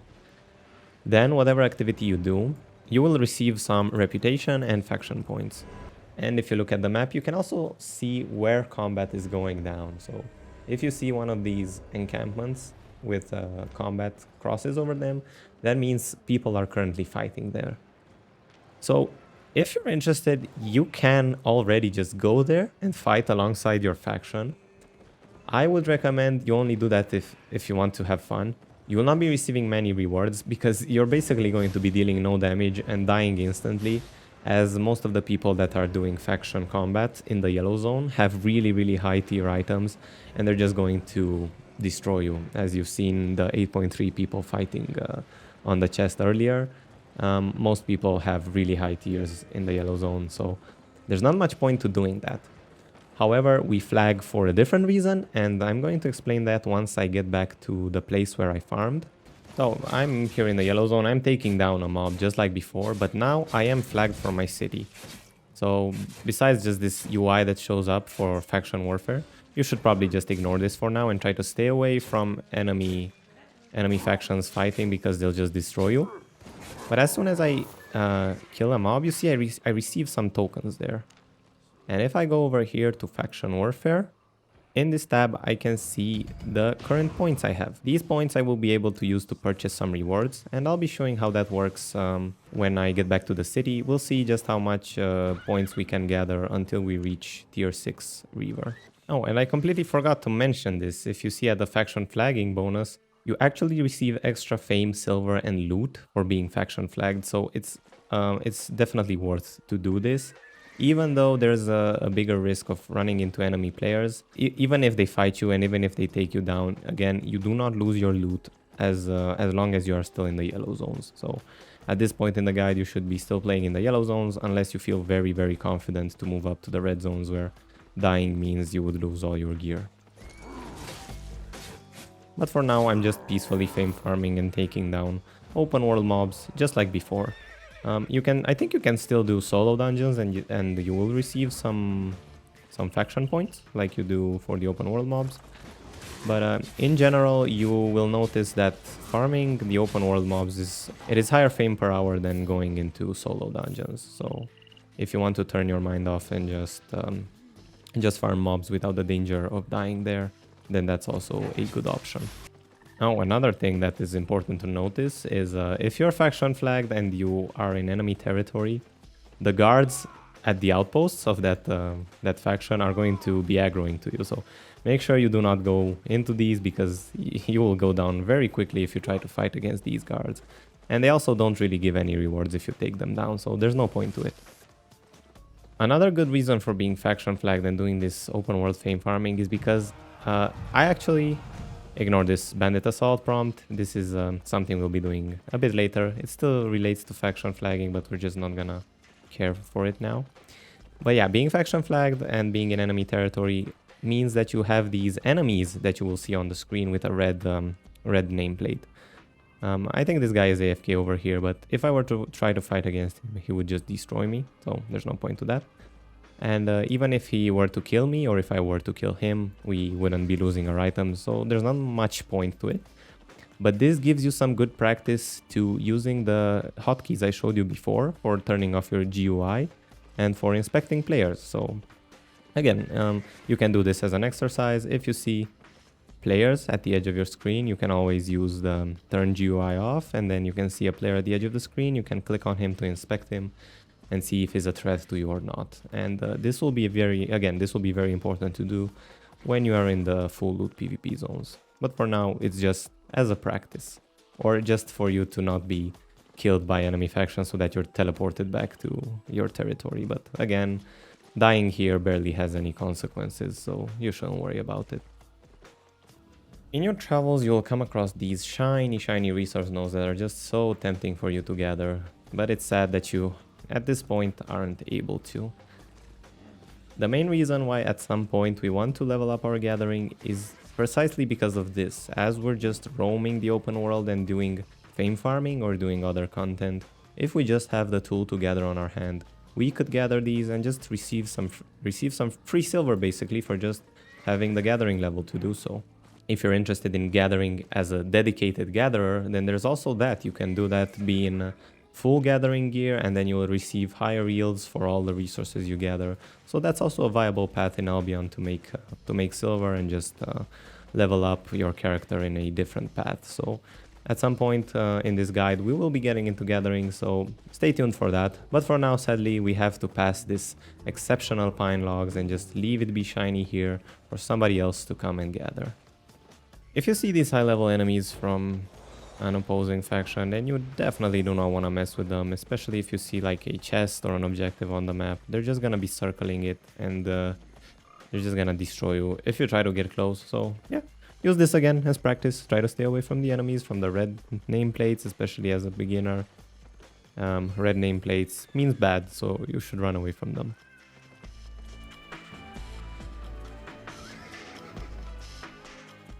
Yeah, after about 1.5 hours, we have unlocked Master Reaver. So this was quite easy to unlock. It's a pretty chill activity to go for it and unlock it. However, you can see the next one, the tier 7 one, is going to take about triple the amount of fame. And for that reason, staying in the yellow tier 5 zones is not the best approach.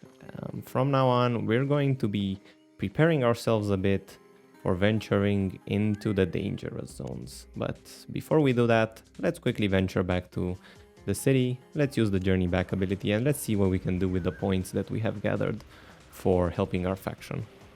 Yeah, after farming for 50% of the river level, we have only gotten 1200 points. Yeah, so checking this heart, this first item that is for sale, is probably the best way to see how much the points you have gathered are worth. So we see over here that 3000 of these points are worth about 41,000 silver. So roughly, just by being faction flagged, we have earned about 12,000 silver, 13,000 silver. However, the problem is that we actually need to reach this 3000 point threshold for us to be able to buy this and sell it.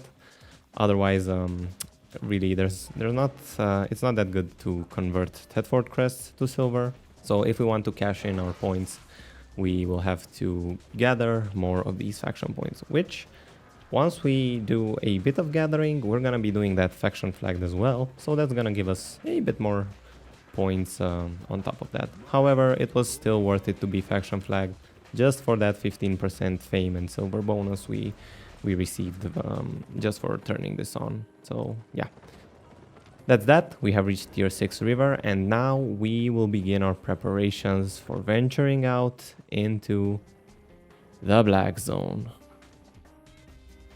So the point we're at right now is we have just unlocked tier 6 river and it is time for us to start progressing a little bit in the black zone. So if you check the royal continent of Albion on the map, you can see that the size of it is quite large. It fills up the screen.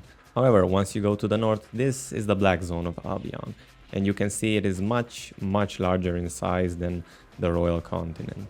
If we look at Thetford, we see that the city for Thetford is in the north of the continent. And if we go to the Outland, there is an equivalent portal zone in the Outlands that belongs to Thetford. So this is where we're going to be starting our adventure from. Of course, if you chose any other city, you will be starting from a different portal. For example, here is the portal for Fort Sterling. Now, before we venture out to the back zone, there are some very important things to prepare. First off, let's go back to the bank, and here we should have the tier 4 set that we used at the beginning that should still be waiting for us in the bank. So the first thing we're gonna do is we're gonna take our 4.1 set and we're gonna put it back in the bank. And we're gonna bring out our flat tier 4 set instead. And if we check a look at the equipment value, we see that we have 20,000 silver of equipment value on ourselves. There are some few pieces of loot I had from the previous run, but other than that, for the black zone, here is a very important thing to keep in mind. Never ever bring out anything that you cannot afford to lose. And as a general rule of thumb, I recommend that anything you bring out in the black zone, so your entire gear set, you should have enough money to replace it at least 5 times over. If you want to be even more on the careful side, you can up this number to 10 or 20 times. So you can maybe wait going to the black zone until you get, let's say, 200,000 silver or even more. I would advise that you stick with around the number 5, because the sooner you go to the black zone, the sooner you can get insane silver profits that you just cannot get in the normal yellow or blue zones. So far we have been in the tier 4 blue zone and the tier 5 yellow zone, but the rewards just don't compare. The black zone has a much higher reward value, and we're gonna see that in just a second. So make sure you have at least 100,000 silver or close to it so that you are able to afford this set 5 times over, and this is the set we're gonna choose to go with in the black zone. You should have the tier 3 horse because it is the cheapest horse, but it is much quicker than the mule. So if you're really struggling for silver, you could bring the mule, but I definitely do not recommend it that much because the mule is much slower and it gets dismounted very quickly by any attacks. So that being said, make sure you clear out your inventory out of any potential loot you may have gathered in the previous adventures. And before we go to the Black Zone, we have one final thing to do, and that is we are going to go back to the starter village. So in our case, I'm going to go back to Swamp Cross, and I'm going to pick up my 3 days of premium. Now, if you do not have a lot of time to play in the following 3 days from when you pick your premium, I recommend you wait until you have maybe a few hours to play each day so that you can make the most out of the 3 days of premium. Or maybe you have like a full day that you can play or stuff like that. You should obviously think about it for how it applies to your case, and the more you can play in these 3 days, the better. But yeah, let's just quickly make our way to Swamp Cross, and then we'll come back to the city.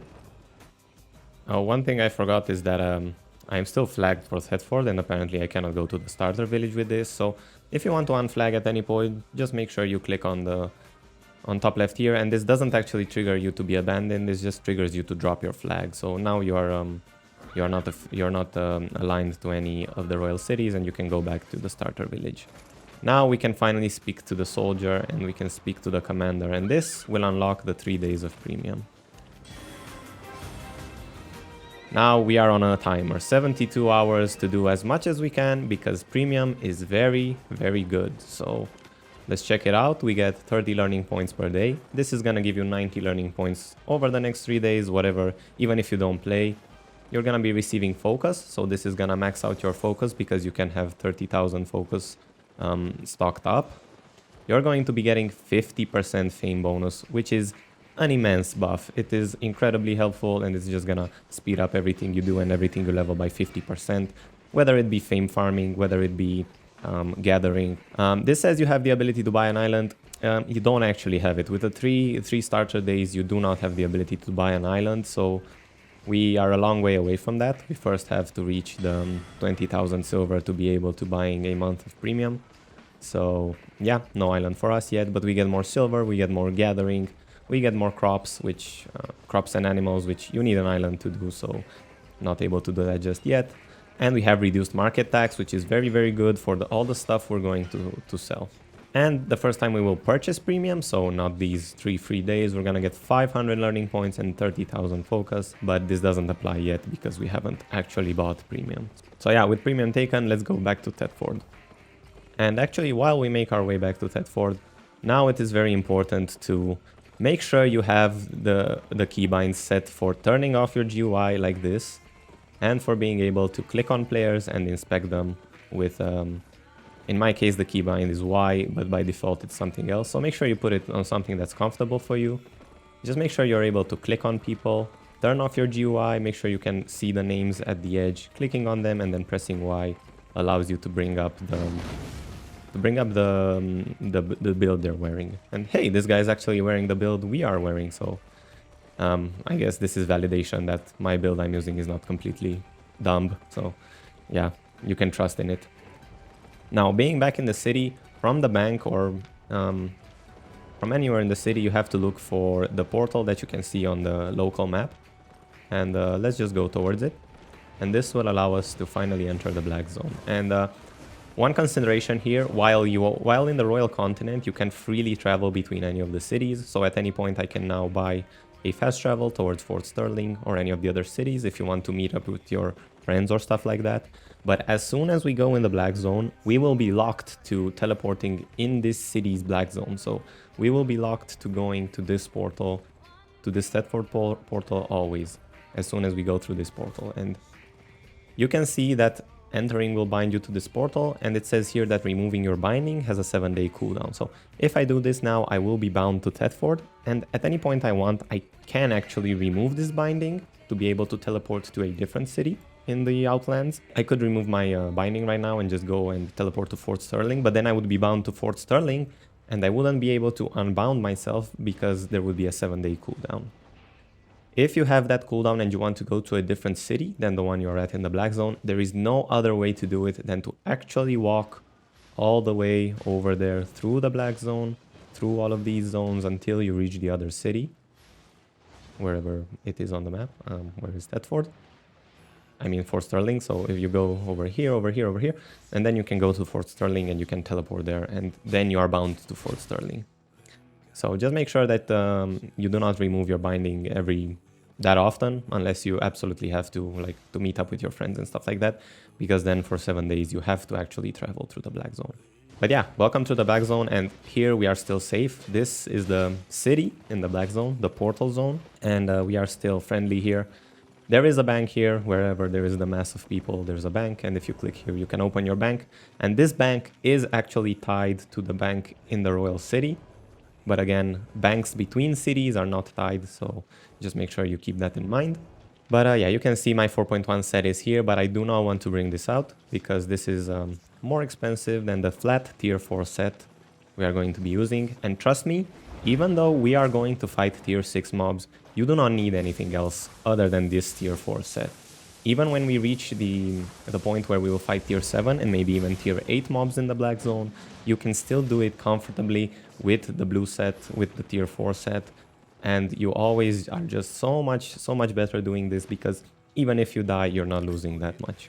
And from now on, all you have to do is conquer your fear of dying in the Black Zone. The goal we have right now is we're going to be going at least 2 or 3 portal zones away from Thetford, away from the portal zone. So I'm just going to scout on the map and looking at a potential zone that I could be using for this purpose of fame farming. I'm looking for a tier 6 zone that is a few steps away. So looking over here at the dry top riverbed and the dry top pillars, I think these could be great contenders for some fame farming. However, I do expect them to be a bit contested or have players in them, because these are plains, and as you can see, these are 2 zones that have a different biome than the biome of Thetford that is quite close to Thetford. So these actually are primarily for skinning, and since skinning is the most worthwhile gathering ability, usually these plains biomes are pretty contested, or at least more contested than some other biomes. Usually the least contested biomes are those in the highlands, but this might change once an update comes that brings the value of stone resources a bit higher. So just keep that in mind. But for now, I'm gonna set my target to going to dry top riverbed and beginning my fame farming there. Now, before we do that, you just have to check which exit you have to take towards that zone. And first off, I have to go here. So either of these 2 zones, these 2 exits from Thetford take me there. And I'll be taking this one. Now, at the exit here, there is a buff you can take, which will make you invisible for 2 minutes. And you can run at least a zone further away from the portal without being seen by anybody. But before we do that, let's step into the Black Zone. And you should have a warning popping up for you if you try to do this that will say that you are now in a zone where everything can kill you and death results in you losing your stuff. So let's just get used to that. And you can already see people. These are gankers in the Black Zone. You can already see them wandering around. So any one of these could take me down at any point. Let's try and fight actually a tier 5 mob here. So if we remember from the yellow zone, I think we get 2000 fame, or a bit over 2000 fame for each of these mobs we defeat. And just doing this as a test. This gives me 5000 fame. Well, okay, the comparison is maybe not correct because I actually have premium now. But if we ignore the 50% buff from premium, then one of these mobs would have given me about 3000, a bit over 3000 fame. So you can see that even the tier 5 mobs just give a 50% buff to fame gained without the premium. And then with premium on top, we are getting 2.5 times the amount we were getting in the yellow zone. And just so we get used to dying in the Black Zone, I'm gonna show you how it looks like to be ganked by a player. And I'm just going to take on some fights for no reason. You shouldn't be doing this, obviously. And you can see there are people that are with expensive gear that just are running past me. They could dismount at any point and kill me, but many people you will run across in the Black Zone are not actually interested in killing you, especially if you have such cheap gear on you, because there's just not much point to it, right?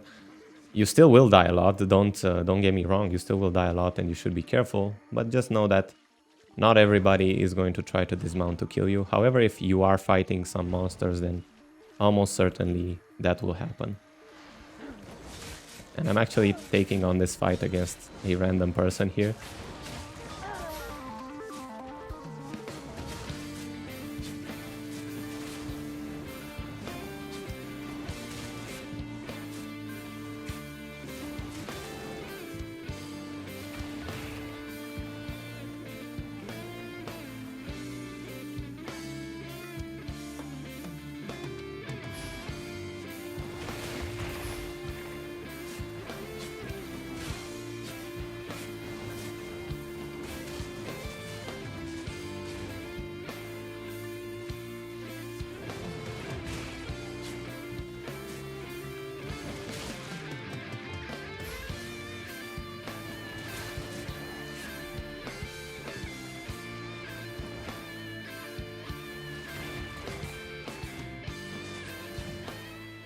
So there it is, I just killed my first person in the black zone. I was actually trying to show how it is to die in the black zone, but you obviously shouldn't try to take these fights against other people. If you want to, if you feel confident trying to take fights against other people, you can, because it is good practice for your PvP. But make sure you only take it against people that are at most 100 or maybe 200 IP higher than you, because otherwise there's just no point. You're probably just going to die for no reason, so you should not do that. But in this case, we have managed to get our first kill, and let's just assume we actually were not successful in getting that kill. And if you die in this zone, let's try it out. If you're taken down by a monster in this zone, let's see what happens. So I'll just let these mobs attack me until they take me down. And while fame farming, this can happen to you. Obviously, this is possible to happen because monsters in the black zone will be tougher, especially at the higher tiers, and you can get down by them. So if any player comes along right now, they will just certainly kill me. They can just dismount on top of me and execute me while I'm downed. However, this is a good thing to know, that you don't just die instantly as soon as you're taken down by any of the monsters. You are down first, and then you have to actually encounter somebody that kills you. So if I were to get ganked, here's what would happen. You can also kill yourself in the game at any point by just typing /suicide. Let's see if anyone is interested in taking me down. I guess they're not interested. So I will just do it. I will just do it myself. So if I do suicide, the game prompts me that I shouldn't do this because I'll just lose my stuff. And indeed, all this stuff in my inventory is now gone. So as soon as I die, I'm teleported back to the latest city I was in, which is Setford.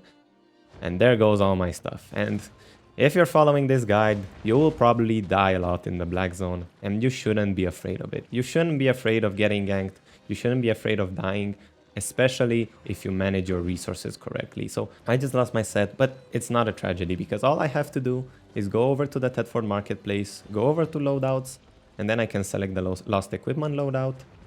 And there is everything that I have just lost. So make sure you don't replace anything you don't need. For example, it prompts me to replace this gathering tool, but I do not have the level for it. So I can just ignore it. And then the rest of my stuff, I can just click on buy and equip. I can buy, and there is everything I just lost back on my person. And it was easy. I just re-geared myself in a few seconds, and I can go back out in the black zone. So this demonstration aside, let's go to our original zone where we wanted to farm in, and it's going to be a tier 6 zone. In our case, it's going to be Dry Top Riverbed. If you're following this guide, you can choose any tier 6 zone that is at least 2 or maybe even 3 zones away from the portal. And now, before we go out, make sure you dismount right next to this fountain, click on it, and now you have 2 minutes of invisibility. So make sure you just run to your destination as fast as you can while you have these 2 minutes of invisibility, because right now nothing can see you and you're safe to move on. Hey, look, this is the place where I actually died, and I think nobody looted me yet, so I'm just gonna leave that loot for some lucky someone to pick up, because for the purposes of this guide, let's just assume I was ganked by somebody. As you're walking through the black zone, you might see some new things on the minimap that you haven't seen before, and take a look at this example. Over here in the top, there is a power core that just disappeared because it was taken to that hideout. So these houses you see on the map, these are called hideouts, and they are controlled by guilds. Anyone who is in a guild and has a hideout in the Black Zone can use that as a sort of a city. They have crafting stations there, they have a marketplace, and they have a bank. They can basically do all their Albion activities starting from that particular hideout. Obviously, the hideouts don't have a bank and the market that is connected to the main city or portal zone. They still have to actually carry all the items from the portal zone to the hideout, so it's not overpowered in that sense. However, it is a very good asset to have, and if you can find a guild to join, I do recommend you do. And wow, somebody actually ran out of invisibility right on top of me, so they're gonna see me as well right now when I zone into the next zone. So we should be careful not to be ganked by him. And you see, as I move to the next zone, he can see me over here. And at this point, you should be very, very careful not to dismount. This is a ganking set, so if you see Bear Paws and you see a Fiend Cowl, any of these weapons, it is most likely a ganker. So you should stay very, very far away from them. Never, never try to dismount next to them, because if you get hit while you're not on top of your mount disappears and you are certainly dead if a ganker is on top of you at that point. But as I was saying, you can see those hideouts, and just try not to... If you see some players go into a hideout while you're doing fame farming in the open world, you should probably stay a bit away from that hideout, because it means it is active at that time of day and people are playing out of it. But now here we are in the Black Zone, and the main reason why we want to fame farm is I actually found this mob. It's one of the first mobs I found while being in this zone. The main reason we want to fame farm here is because there are so many upgraded mobs here that you just cannot find in the royal cities. So what you have to do is, when you find one of these, you definitely want to take down, even though it can be a bit harder than some of the normal mobs. So always make sure to stay out of the red zones, because these deal a lot of damage. If one of these hits you, you're certainly going to go down very quickly, but make sure you use your healing abilities to stay topped off like I am using right now. And you can see, if I play correctly, I am still at full HP, and I can use my damaging abilities to try and take it down. I have to keep dodging, keep moving between these arrow shots, otherwise you will see they deal a huge amount of damage. But let's see just how much fame this upgraded mob is gonna give, and let's see the damage it deals. So you see, two of these almost kill me, but I just killed that mob and it gave me 60,000 fame, and it also dropped 14,000 as a drop in silver, and I think it also dropped like 2,000 or 3,000 silver in cash just on the floor. So just by killing one of these mobs, I already have 1/5 of the cost of my set back directly into my bank. I actually couldn't see exactly how much silver it was, but maybe if I defeat these two, I can figure it out. So let's see how much silver a normal mob gives. And you really don't want to get hit by those because they bleed you. So yeah, even a normal mob just gives me 1,500 silver almost. So you can see just how insane farming in the Black Zone is. You can see the levels are just coming in one after the other, and I've barely been here for a few minutes, so... Even if I were to die at this point, I already have enough loot. After 1 minute or 2 minutes of farming, I already have enough loot with this Tome of Insight, if I sell it, to replace my set. So this is the reason why you should definitely spend your time in the Black Zone. You should definitely be fame farming here, because it's just so much more efficient than doing it in the Yellow Zone. Or I think even the Red Zone, because the Red Zones are usually too crowded for you to fame farm effectively in them. So here is another pack of 3 mobs that some of them are slightly upgraded, so it is definitely worthwhile to take them on. And just try to use your AoE abilities so that you hit as many of them at once as possible. And while you're doing all this fame farming, it is very important that you try to stay close to your mount. So do not exit this circle around your mount, because as soon as you do, you will be losing your mount. So let's say I run towards this mob and you see that my mount just disappeared. And until I finish this fight, or until I run away from these mobs, I cannot mount back up. So if a ganker comes at this point, I'm just dead. I have nothing that I can do to escape him. But you see, just taking down these 3 mobs, I already got about 10,000 silver and another Tome of Insight, so I've already made back my set. And actually here's something that happened. Somebody was just killed next to the Avalonian portal. So if you see these skulls on the map, that means bad. You should definitely stay far away from those zones, from those skulls, because it means somebody was just killed there by a ganker. Otherwise, make sure if you did get dismounted due to running away from your mount, make sure you mount back up after you finish the fight as soon as possible. And here is a player, and if I inspect him, I saw him at the edge of my screen again by turning off my GUI, and then I can inspect him. This time I can see that it is only a tier 4 player, so it means that this guy is probably not interested in fighting me. If you see these people, you can, if you want to try and fight them, you can try to run at them and try to fight them, but just know that they're probably playing in a guild or probably playing with friends, so there are high chances that you will be attacked by their friends, or it's more than one people. So if unsure, whenever you see any red nameplate or any player, just stay away from him. Go to a different zone and continue your fame farming there. And if you're in a zone where you can see these many skulls, so in the span of 2 or 3 minutes I already have seen 2 skulls on the map. This means it's maybe a good idea to move to a different zone.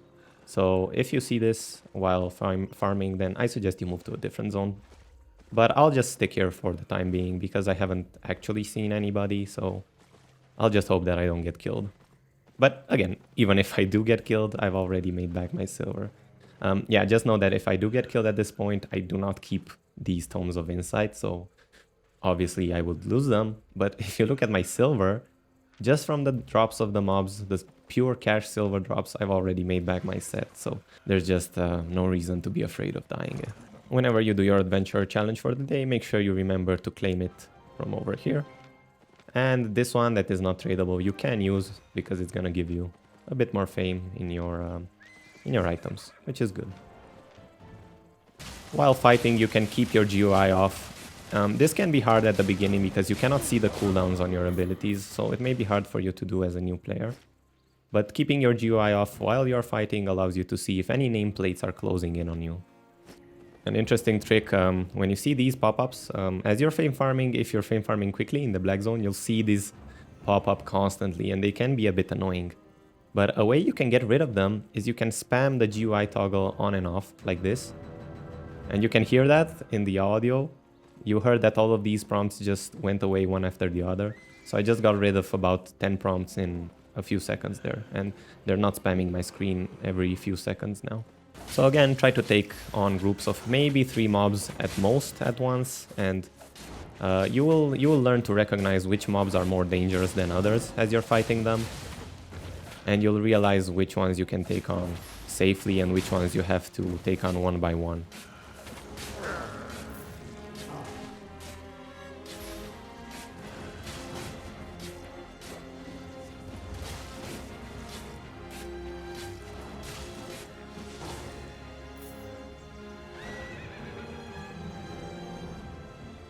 And after a bit more roaming, I can already find a new upgraded mob. And yeah, whenever you see any of these mobs, just try to defeat them, because one of these mobs is worth about 10 or 12 normal mobs in terms of fame and in terms of rewards as well. So they're always worth it to try and do.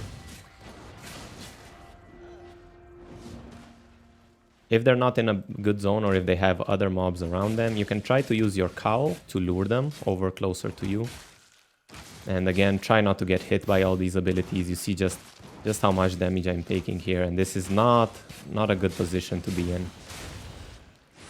If any ganker comes now, I'm certainly dead, and I will not be able to escape. So I'm taking a risk by trying to take on this mob, but that's just what you have to do in the black zone. And you see just how low I'm right now, and I'm not having a good time, but I'm trying to take it down. Trying to use my abilities to stay healthy. Trying to dodge these, because any of these will take me down.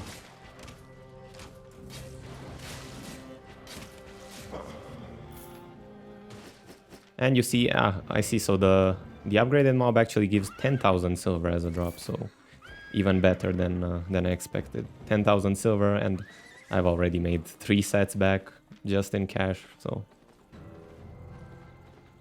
At any point I die, I just click on the marketplace, I just take on my items again, and I just venture out into the black zone yet again, and that's that. No point to be afraid of dying. Now here is a situation where there is an upgraded mob, but it is a bit tougher to fight him because he's just surrounded by so many other mobs. If I try to attack him now, or even lure him with my Mage Cowl ability, the other suppressor, the other archer is gonna come towards me. So here I am trying to do this. And to make it easier on myself, I'm going to try to focus down the small archer if I can click on him. I'm gonna try to take him down, and then I'm gonna reset. So I'm gonna try to walk over here, try to pull him a bit closer, try to use my abilities to stay healthy. Try to check my UI to see if any nameplates are closing in. And you can dodge most abilities by just circling the monsters at close range. You will usually be dodging everything. If you not like that, that was a poor example. And yeah, here we are. We just killed another upgraded mob, so another 10,000 silver. And this is why we wanted to pick up our premium only now, because only now do we really get the big rewards of killing mobs in the open world. And previously, in the blue and yellow zones, it would just be a waste of time to use the premium while we were doing fame farming there. You can see after, let's see, after 10 minutes or 12 minutes, I already have a third of Grandmaster Reaver done. Whereas previously, it took me almost 2 hours to do the Master Reaver in the yellow zone. So you just see how insane the rewards can be over here.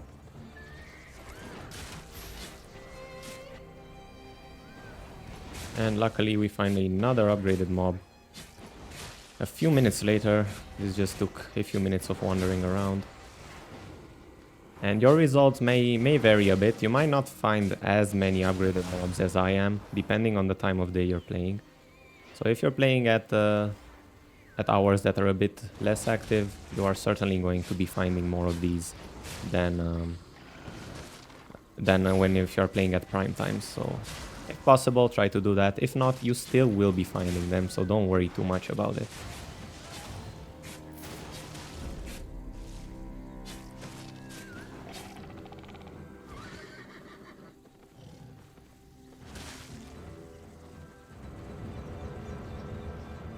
And you see just how many levels I get from defeating a single upgraded mob. I just got like 10 pop-ups there. So you're leveling your specializations and your masteries at the same time. So that's why there are so many pop-ups going in. And there's for 5 different items. So yeah, 10 different pop-ups if you get specs and masteries in these items. And yet again, we find another upgraded mob. Again, if there's more than one, you have to try to take down the smaller one first, because otherwise you're probably gonna get overwhelmed. But try to use your abilities to stay healthy and try to dodge all the enemy abilities by just circling around the monsters, and you should be fine.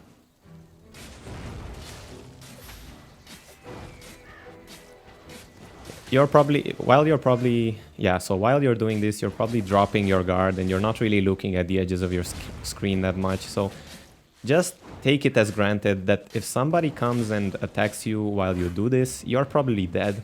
But all I'm trying to say is I'm trying to condition you to not be afraid of that happening. So even if you die, just think about how much value you're getting by being in the black zone and farming here instead of staying in the yellow zones. It's been 15 minutes and 4 upgraded mobs, I think, and I'm already almost 70,000 silver profit from just being here. So this is definitely the best approach you can take to fame farming as a solo player, hands down. And if you check other guides on YouTube, you'll see other people saying the same. You do have the option of being safe and doing something called solo group dungeons in the yellow zone.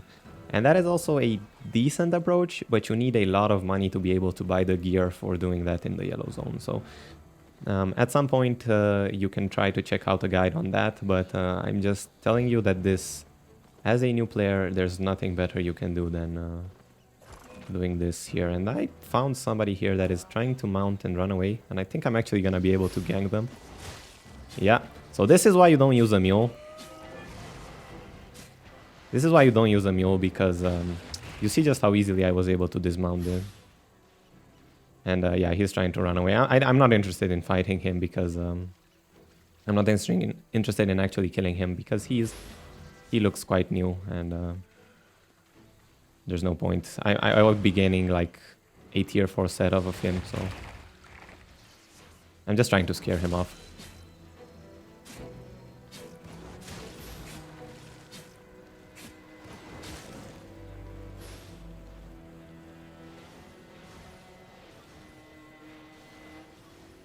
Okay, if he's actually gonna continue attacking me, then I'm just going to kill him, but other than that, I'm just gonna leave him alone.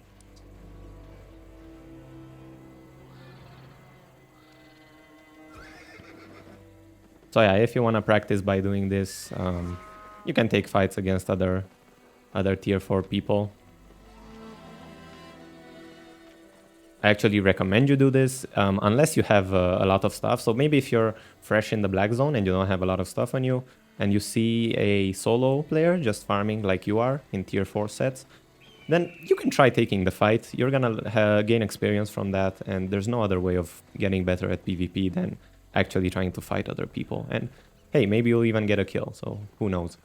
Just don't try to do it against people that are higher IP or that are in a group, because you don't stand a chance against them. And whenever you're going between mobs, always make sure you wait for your health to fully regenerate before you're going to fight the next ones. Dismount close and start fighting, and try not to go outside of the mount zone. And when fighting against these specific mobs, if you do get bled by them, because they do bleed if they hit you with the... Let me see. Yeah, with this one, now I'm bled. I can't really mount up right now unless I spam click on the mount. So if this happens to you and you need to get remounted very quickly, just make sure you go to your mount and you spam click on it, because every tick of the bleed is going to cancel the mount up. But if you do the mount up right after a tick of the bleed ticks, you will be able to mount up even with the bleed on you. So make sure you try and do that to get away. If you see, so at some point you see a nameplate coming towards you, then you should instantly try to mount up and run away as fast as you can, because even if they get on top of you, and even if you're mounted by the time they get on top of you, if they can attack you, you're probably going to get dismounted and you're probably not going to be able to get away. And while roaming, I forgot to tell about these nodes you can see on the map. So these are highlighted as a certain resource node that is a treasure. And this is a mob that if you kill will have 30 ticks of tier 5.1 hide, and everyone on the map can see this node, so it becomes a hotspot. And especially since you cannot gather yet, there's no point to going close to these, because sometimes gankers check them out to see if anyone is gathering the node, and they might come across you instead. So it's not a good idea to stay close to these nodes. So just try to go maybe half a map away from them, quarter a map at least, and you should be fine. Oh, and here we have an Avalonian treasure drone. If you see any of these in your travels, you should definitely dismount and taking it down. You should definitely dismount and take it down, because this is a walking loot box basically, and you can get some really good stuff from it. In this case, I got 16k. This is about average, I would say, for a green Avalonian drone. And yeah, it's just a bit of extra cash that is only takes you a few seconds to get, so you should always take them if you see them. Oh, wow, and this is what I was looking for, so I actually have a small one next to it as well. Let's see if I can only pull the small one. I cannot. Okay, this is gonna be very tough. I'm not sure if I can... Yeah, okay, I have to get away. And as soon as you mount, you see that all the mobs disengage, so this is... if you're in danger, always try to mount up quickly. And let's see if I can pull both of them. I want to pull the smaller one first.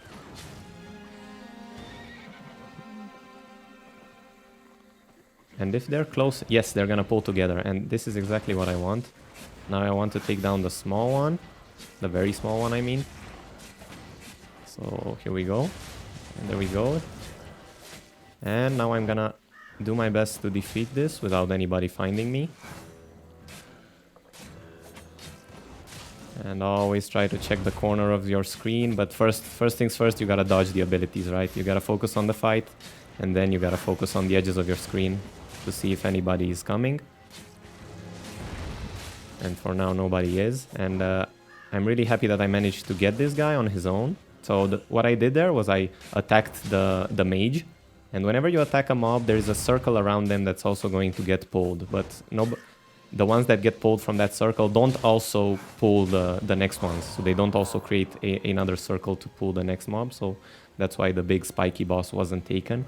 And the reason why I'm so excited to find this spiky boss, so you see it is it's just like the others. They have a circle, but they are spiky circles. So this is the final tier of upgrade that a mob in the open world can have. And they can be very tough to take down. So make sure your food is up, and mine is just expiring. So I'm going to do that. And I'm going to probably need to stay away from my mount because it's harder to dodge these ones. So I'm just going to assume that if anybody finds me down, finds me now, I'm probably dead. But otherwise, I'm just gonna run circles around it. And I'm gonna dodge these abilities because these decimate you if they hit you. And there we go. He's gonna throw another one, I think. No, never mind. And I'm gonna use my E to stay healthy. And you see just how much sustain this build has. So you can fight these tier 6 spiky bosses and you're still fine because you can heal yourself with all the abilities you have. I didn't even have to use my jacket. And I'm actually going to be able to take him down. And this is awesome because just look at how much fame this is gonna give me. 220,000 fame and 50,000 silver. So just finding one of these mobs has just paid for my set 2 times over, while also giving me so many levels up. And let's see just how many there are. 1, 2, 3, 4. I don't even know. There's just so many. There we go. And oh my god, and this is incredibly lucky. So these spiky bosses also can give you incredible loot. So I just got 200,000 worth of silver in loot from this mob. And yeah, at this point, if this happens to you, if at any point you have in your inventory more than 50% of the silver in your bank, I would recommend you go back, or even as a starting point. If you have anything more than 100,000 silver in your bag, then you should probably be going back to the city. And that's probably what I'm going to do. But killing that mob also gave me tier 7 reaver. So this took me literally 30 minutes because I had just my food buff had just expired, and it takes 30 minutes. And if you remember, I ate it right as I left the portal zone. So in 30 minutes I got tier 7 reaver, whereas previously in the yellow zone it took me 2 hours to get tier 6 reaver. And tier 7 reaver is almost 3 times as much fame. It is 3 much as much. I can't speak. It is 3 times as much fame as the tier 6 reaver. So just go to the black zone. Take your tier 4 set and always be in the black zone. You will be getting so much more fame and so much more silver, even if you die every 5 minutes. All you have to do is defeat 6 or 7 of these normal mobs and your set is already paid off for. So just don't be afraid of going to the black zone. Never get greedy and never take stuff that is too expensive for you to take to the black zone. But yeah, this trip is done. We got tier 7 reaver, so I'm just going to go back to the portal zone.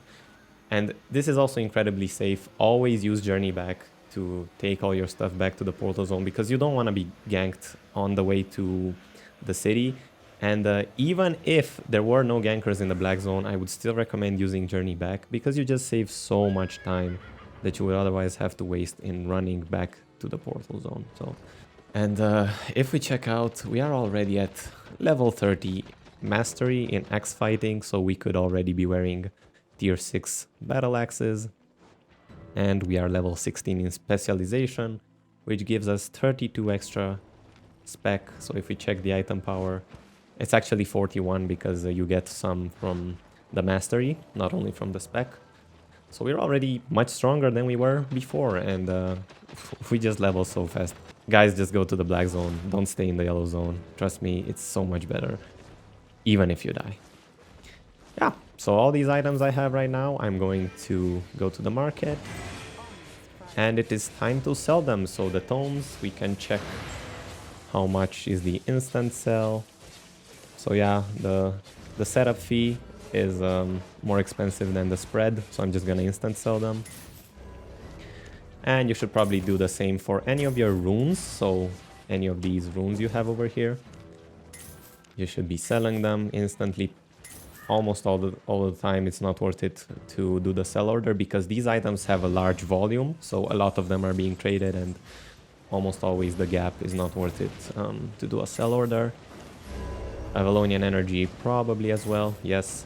But any of the expensive armor or capes you find, these should probably almost always be sell ordered. You see the gap here is 23,000 silver and the setup fee is only 3,000 silver. So I'm getting, if somebody buys this cape, and most likely they're gonna buy it, I'm going to get 20,000 silver just from doing a sell order. And here it's almost double the amount. So it's a no-brainer, just do a sell order. I hope I convinced you that going to the black zone is the best approach you have for progressing, and just make sure you follow the tips I gave you. Make sure you always use the number one thing you should do is use the invisibility shrine to get away, because you just have so much lower chances of seeing anybody if you get away 2 or 3 portal zones, 2 or 3 zones from the portal. So make sure you do that. Make sure you only bring out a tier 4 set, or at least whatever the value of your set is, you should be able to replace it 5 or 10 times over with the silver you have as cash. And you should be good. Even if you die 5-10 times, just replace it every time and you'll be fine. So that was our goal. We got tier 7 reaver, which means we could go to tier 7 black zones, which have even higher rewards. So they have even higher rewards, if you can believe it. And to get tier 8 reaver, we have to get 3.2 million fame, which is 4 times as much as tier 7.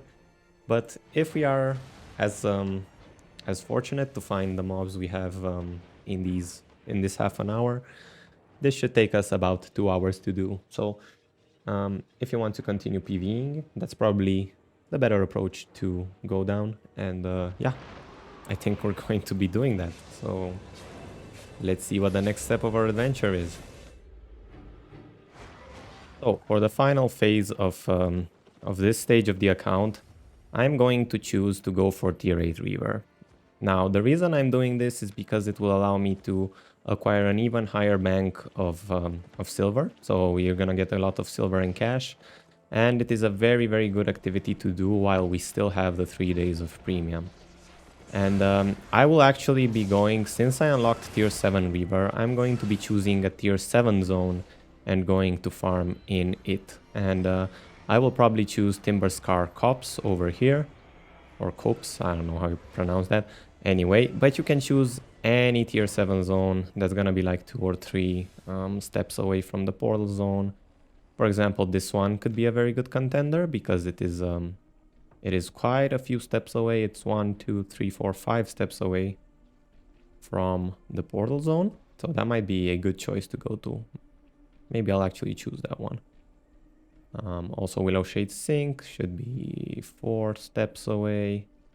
And there's 2 tier 7 zones, one next to the other. So if one of them is too crowded, we can try the other.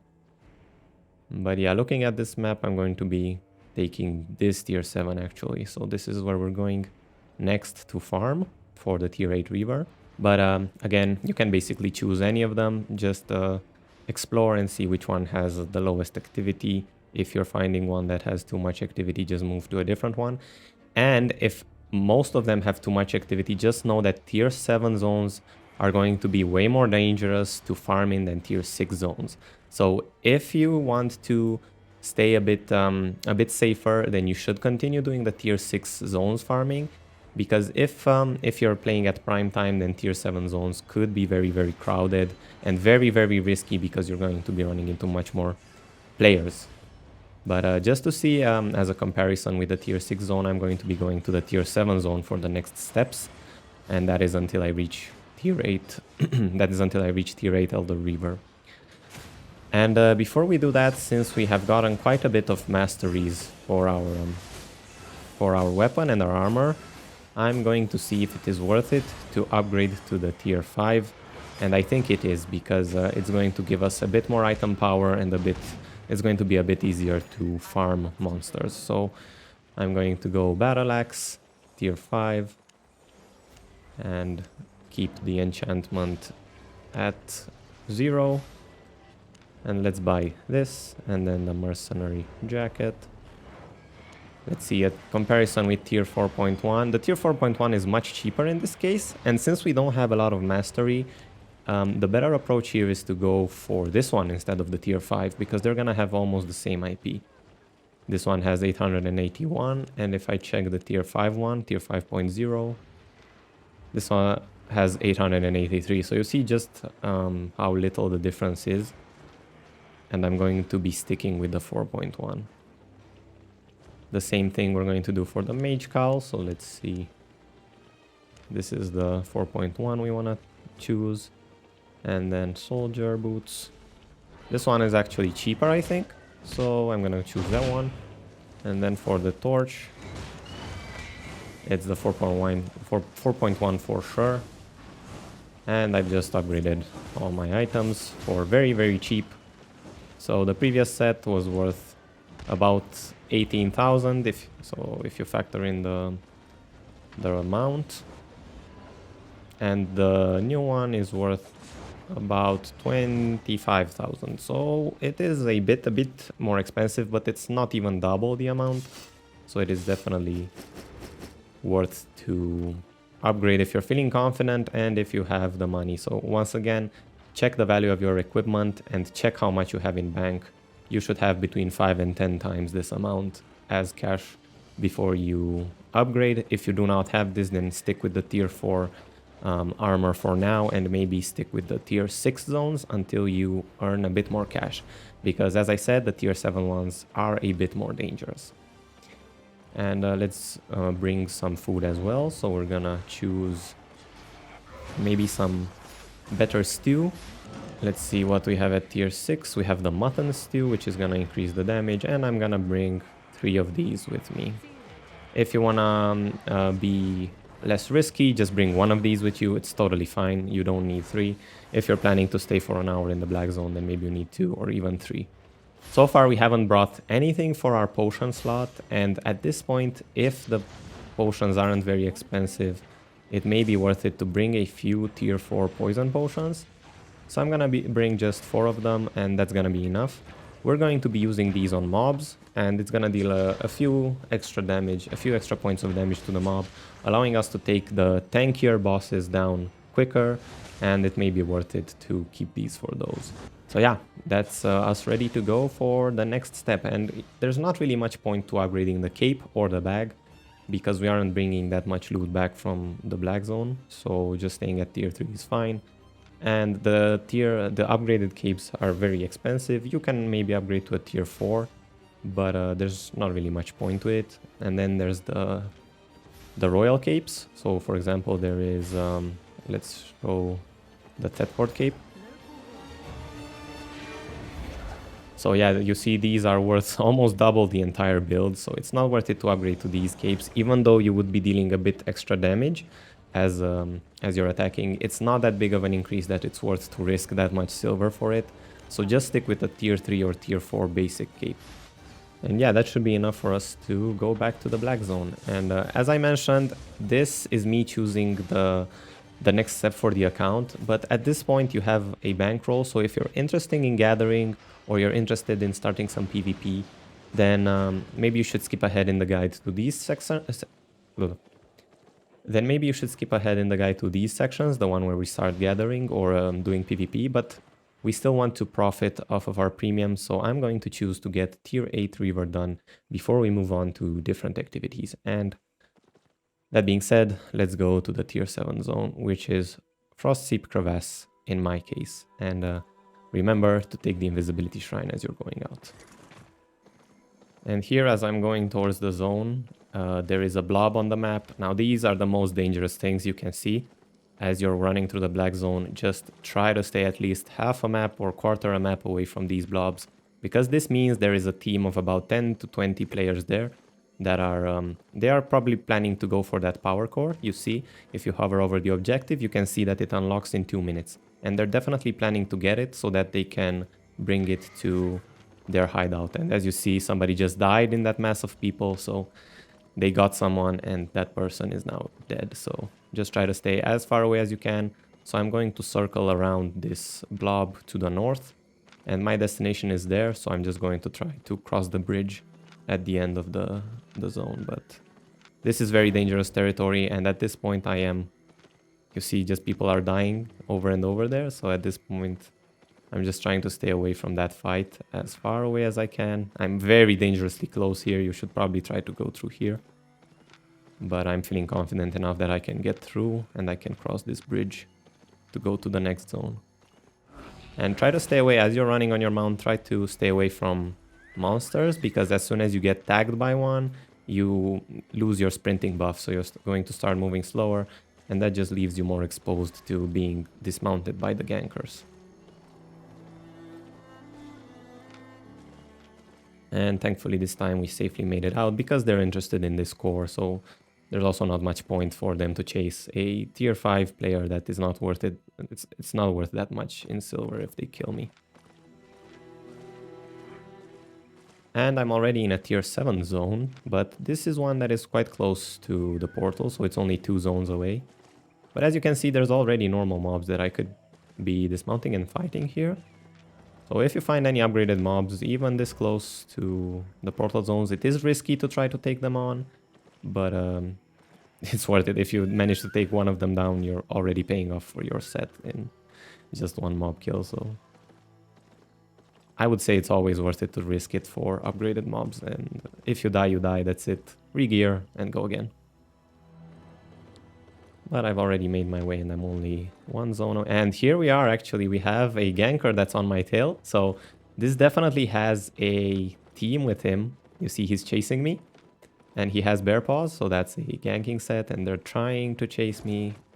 And they're trying to dismount me, a 30k player, so...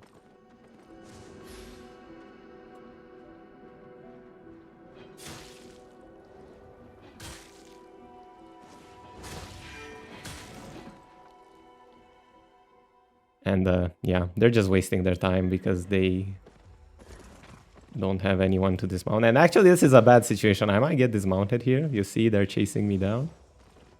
And yeah, this is good practice. So I'm trying to run away, but I might be cut off here by... if they have teammates, I might be cut off here on the bridges. So let's see. I keep my UI to see if there's any names popping up in the direction I'm running away from the gankers. And yeah, I'm being chased by a wailing bow. I don't really know what they're trying to do, but they're chasing me, so I still have to run a bit. And that's not great. You should try to always dodge these monsters. But see, there's a lot of bodies here, so this is not a good idea to cross this bridge. Somebody might be invisible there. So I'm just going to run this way. And for some reason, like, you will run across these groups that just chase you even though you're worth almost nothing. So all you can do is take this as an opportunity to learn, to dodge, and to run away from the gankers. If any of them get on top of you, you will probably die at this point. So just take this as an opportunity to practice running away, practice dodging, and eventually they should get bored and not chase you anymore. But see, somebody dismounted there right in front of me, so I don't want to go that way. I immediately saw him at the edge of the screen and I immediately turned back the other way because he was trying to cut me off there. Yeah, and this is the life in the black zone. As long as they keep wanting to track me down, they can just follow me because I'm using a mount that is very slow. This 10,000 silver, but even if they were to kill me at some point, it's whatever. I'm just losing 30,000 silver. The biggest loss here is time, because they're just wasting my time chasing me around, and in this time I could have already killed 10, 20 mobs and just made so much more silver. And Yeah, but they just decide to keep chasing. And again, I'm turning off my UI because if they're trying to cut me off, I'll see them at the edge of my screen. But yeah, this is quite nice for the guide. See, somebody's chasing me with the double-bladed staff, so they're following. I suspect they have more people, so they're right now they're gathering all their people and they're trying to close on me and they're trying to dismount as I'm running towards a certain direction. So you see somebody else is here. I'm not sure if these are with them, but if they dismount, so I see they're not dismounted because I see the yellow bar. There's another one, but he's not dismounted, so I'm not sure what he's doing. And right now, as I'm reaching this choke point, it's possible one of their teammates is waiting for me at the choke point, so let's see. He might be invisible here, so I'm just waiting it out a bit. And it shouldn't. Nah, nobody's here, so I'm just gonna go further. And you see him dismounting, trying to catch me, but he's still chasing for some reason. And they're just royally wasting time now. There's absolutely no point for them to chase me like this. Even if they were to kill me, I guess they're just bored. But I'm gonna try to run further away and hopefully they will not be able to chase me down. So right now I'm outside of their vision range, so if I can go a different direction at this point, they will not know which way I went. So that is my hope right now. I try to not get attacked by any of these mobs, so I keep my movement speed. And hopefully for now we have evaded these gankers. But as you can see, the black zone is dangerous, so always take these as opportunities for you to improve your evasion skills, because when you're in the black zone, you're going to be doing this a lot. And even if you die, just regear and go again. Obviously, if you die in a certain area, after you regear, you probably should choose a different one, because that one may have less gankers in it. But here we are, we finally made it to the tier 7 zone. And as I said, tier 7 zones are much more dangerous. So if you're not feeling confident enough to run away, or if you have died too many times and you just want to be in a safer area, maybe you should stay to the tier 6 or even tier 5 black zones. But just being in the black zones is so much better than being in the yellow zones, due to how much more mobs you can find in here. So let's see what we can find here. And as you can see, these are different monsters than the ones we were fighting in tier 6 zone, and every tile has its different set of monsters that you will have to get used to, and they all have different abilities and different weaknesses that you will learn in time as you're playing the game.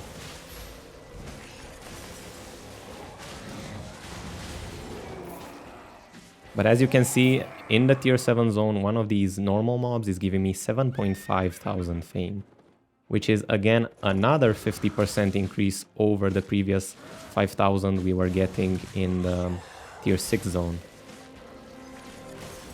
So you can see just how worth it is to be in a higher tier zone. And here we go, this is an upgraded mob. It's so great to find, and it's always so good to find these.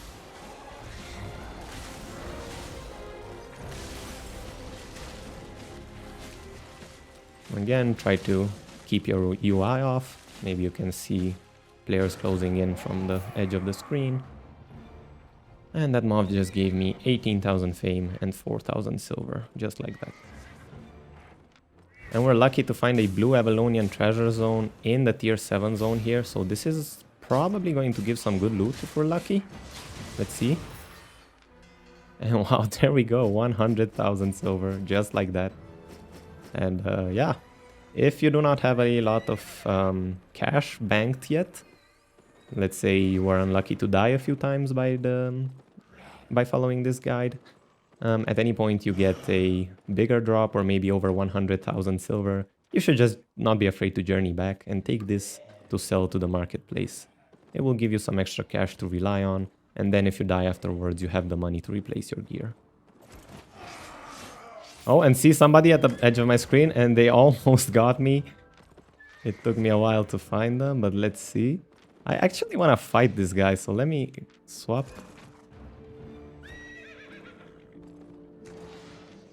Let me swap here, and I'm actually gonna take this fight on. Let's see if I can... If I die, I die. That happens. And it's gonna be hard to get on top of him, so he's playing at a range.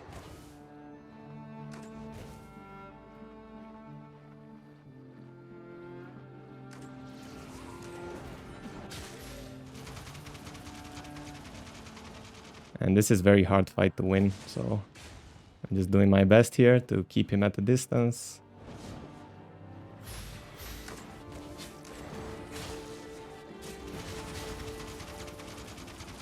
And yeah, as soon as he does his E there, I have to run away. I have to keep my distance. This is a tough fight. Obviously, this guy knows how to play, so I don't recommend fighting like this unless you just want to try. But he's probably gonna defeat me here because he just has a build that keeps me at distance. And we reset here, so let's see if we can fight again, if he wants to. He's sprinting on me, so let's see what happens here. I don't really like this area because I don't have any place to run around.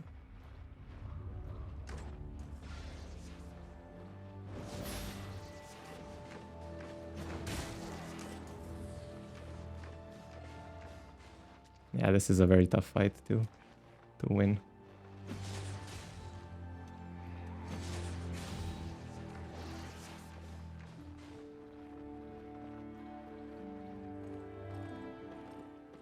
Oh yeah, that was an interesting encounter, but I don't recommend taking these fights. This was a stalemate. There was no way I could win against him. He knew how to play. And every time I would dive on him, he just had his defensive abilities that he could use. And he has his E that I have no way to fight against. Actually, I might be able to if I use this. Let's see. I'm actually gonna try again. Let's see if I can find him again. If I swap my abilities, I may be able to interrupt his thingy. Yes, I'll stay on Shockwave for now. And let's go back to fame farming abilities.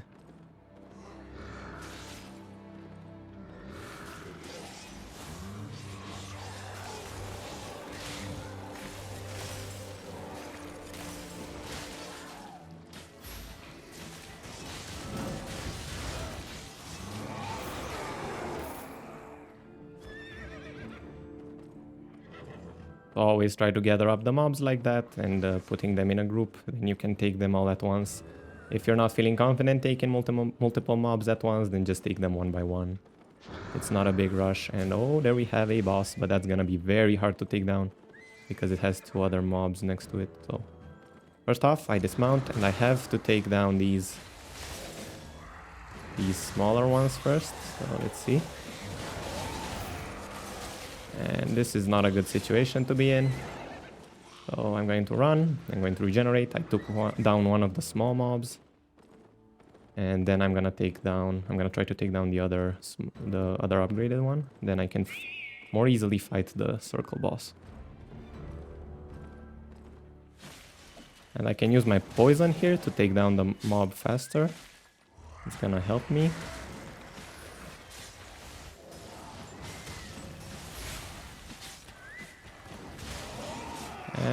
And now I have to run away because there's a player. That was lucky, he didn't find me until this point. Yeah, but if he found me a bit earlier, I would be dead there for sure. And he wants to gank me, and he may have some friends, so... I don't know what's going on here. And this guy has 1000 IP while I have 800, so he has over 200 IP advantage on me while also having a build that's very hard to deal with, so I don't really want to fight him again. But I'll try it. I mean, he's challenging me, so I'm just gonna do it for the sake of the content. You should not be fighting him here. And I actually have to swap my ability here. And what does... Yeah, let's see if I can do anything against him.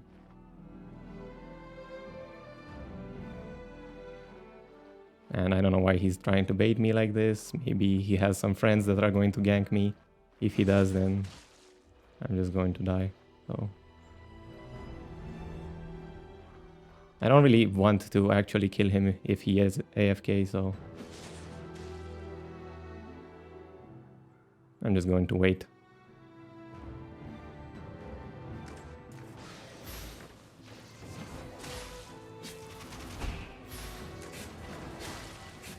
And let's see what we can do here. And I missed one of my abilities, not good. I have to run now.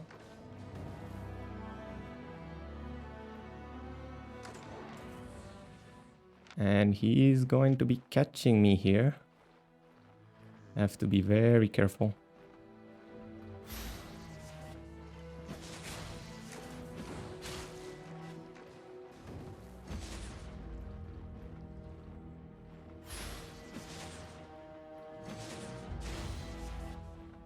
He has his mercenary jacket back up, so as soon as I try to engage on him, he's gonna heal back up to almost full HP. So that's why I'm staying away as much as I can.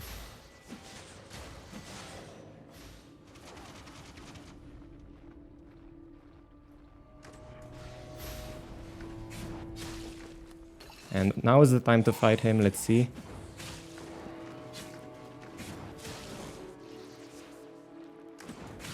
I think we get him here. No, we missed, that was bad. We shouldn't have missed there.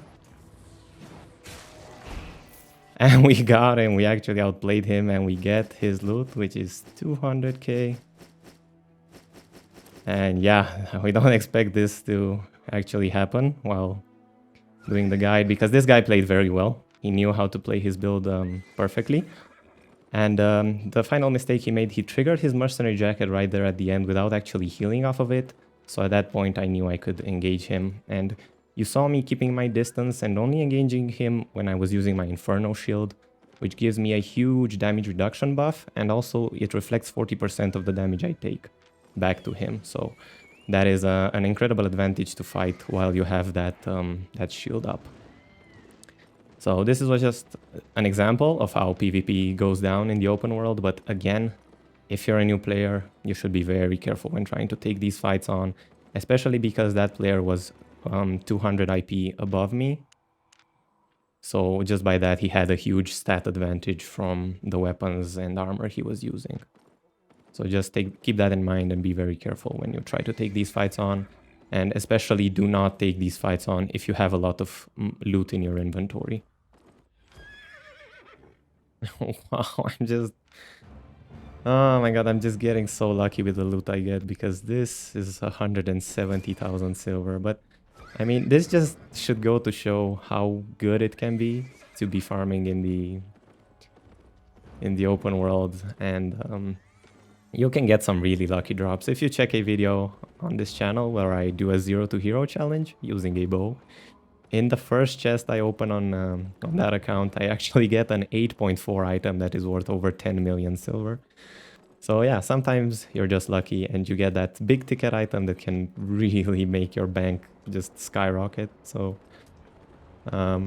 always don't be afraid to just go back whenever you have a lot of silver on your point. Like obviously if you have 500,000 silver, just go back at this point. Don't stay in the zone. Just all you have to do is click on this button and you'll be banking all of that silver. But since I'm a bit since I have experience playing this game, I know that I know how to avoid eventual ganks and stuff like that, but it's still incredibly dangerous for me. At any point a ganking group could come along and just track me down and there would be nothing I could do. They could just chase me until they get me. So, and actually I'm going to practice what I preach, and I'm going to be journeying back right now to bank all this gear that we've got so far. 500,000 silver is nothing to scoff at, so getting this and selling all of this will be a big boost to our economy. It will more than double our current silver stack. So yeah, whenever you get back from the black zone, I personally like to go to the marketplace and sell my stuff right now, because this gives it time to sell. And yeah, this gives it time to sell, and coming back from the next trip, I'll probably have most of these sold. So sell order, whatever is worth to sell order, and just quick sell the rest. Make sure to stock up on some few extra poison potions, and you can venture back out. And after spending a bit of time in that tier 7 zone, I actually wasn't really impressed by the amount of upgraded mobs I found over there. So that being said, I'm actually going to be going back to a tier 6 zone, because I feel like that that was giving me more fame an hour than being in the tier 7 zone, just due to how many of those circle mobs I was able to find. So since the mob density was higher, I just feel like it was giving me better fame per hour than the tier 7 zone. But if you're playing at a really unplayed time of the day, then being in the tier 7 zone is probably better. But right now I'm in the weekend and it's almost prime time, so maybe that's the reason why I'm not finding enough monsters in that zone. And you see just how good the invisibility buff is. If you run straight to it, you can get straight to the zone by being fully invisible all the way there.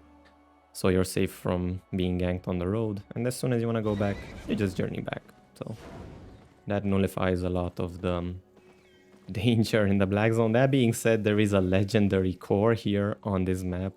So I'm expecting huge guilds are going to be coming in this zone soon enough. So I really need to be careful in the following minutes on this map. So I have to make sure, or actually I'm just going to move over to Dry Top Pillars, which is right next to this, because I don't want to mess with all the guilds that are going to be coming for that legendary core at the corner of the map. Yeah, so they found a big boss there, but sadly there's two of them, so I wanted to be aggressive, but I just cannot be because they have way more IP than me.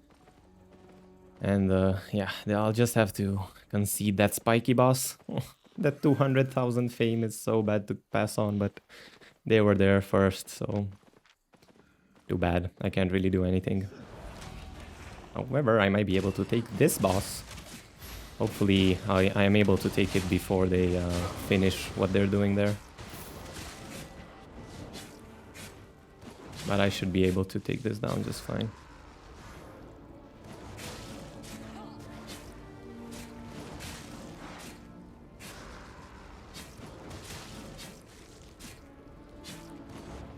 And there we go. 45,000 fame, just like that. And this is why sometimes I really do like the tier 6 zones better, because I've already seen two bosses in the first few minutes I was in these zones, whereas in the tier 7 zone I only found a single circle boss in like 15 minutes. So if the density of circle boss is higher, then it's worth it to be in the tier 6 zone. And here we have a spiky boss actually. This is like 30 seconds after that clip, so let's see if I can take it down before these guys find me, because if they do find me while I'm fighting here, I'm probably dead. And we almost got it. And there we go, 220,000 fame, 50,000 silver, just like that. It's so satisfying to find these spiky bosses and take them down. That 200,000 fame it gives is basically as much, yeah, it's almost as much fame as we got in 2 hours farming in the yellow zone. Or, okay, I'm exaggerating, it wasn't 2 hours, it was more like 1 hour and a bit, but still, the yellow zone sucks. Well, this is not good, I need to run. And as soon as a player comes, I try to mount up and run away. Thankfully, this is just a gatherer. You can tell by this gear he's wearing. This is gathering gear. In time, you'll learn to recognize it as you're playing the game. And thankfully, this time, he did not kill me. However, even if I were to be downed by the mobs there, it doesn't matter that he's a gatherer. All he has to do is dismount to execute me. So even these players are dangerous, and you should stay away from any nameplates. Oh my god, there is a 6.3 hyena here. I wish I had the gathering level to get that. That is probably 100,000 silver at least. So yeah, that's a sneak peek as to why it would be lovely to get your gathering levels up, and is the reason why we're probably going to be doing that right after we do the tier 8 reaver milestone. Okay, so we were lucky to find that spiky boss in the zone, but after that there's really been a lack of mob spawns, so I think there's too many people in this zone. I'm going to try to be moving on to the next one. And oh no, these are actually some gankers over here. We do not want to deal with those. That was lucky that we actually just... Okay, we could have been caught by these gankers. Thankfully, we were able to go through. Yeah, that was a ganking group. They had claws. You saw that guy had claws. He could just jump on me, lock me down, and the others could take me out very, very quickly. So let's try and farm in this area without dying if possible, but if we die, we die. Oh, this is a circle boss, but it's so close to the road and it's so close to the entry point of a new zone that it is very risky to take on. So if you find mobs that are close to entry points or close to the road, do it at your own risk.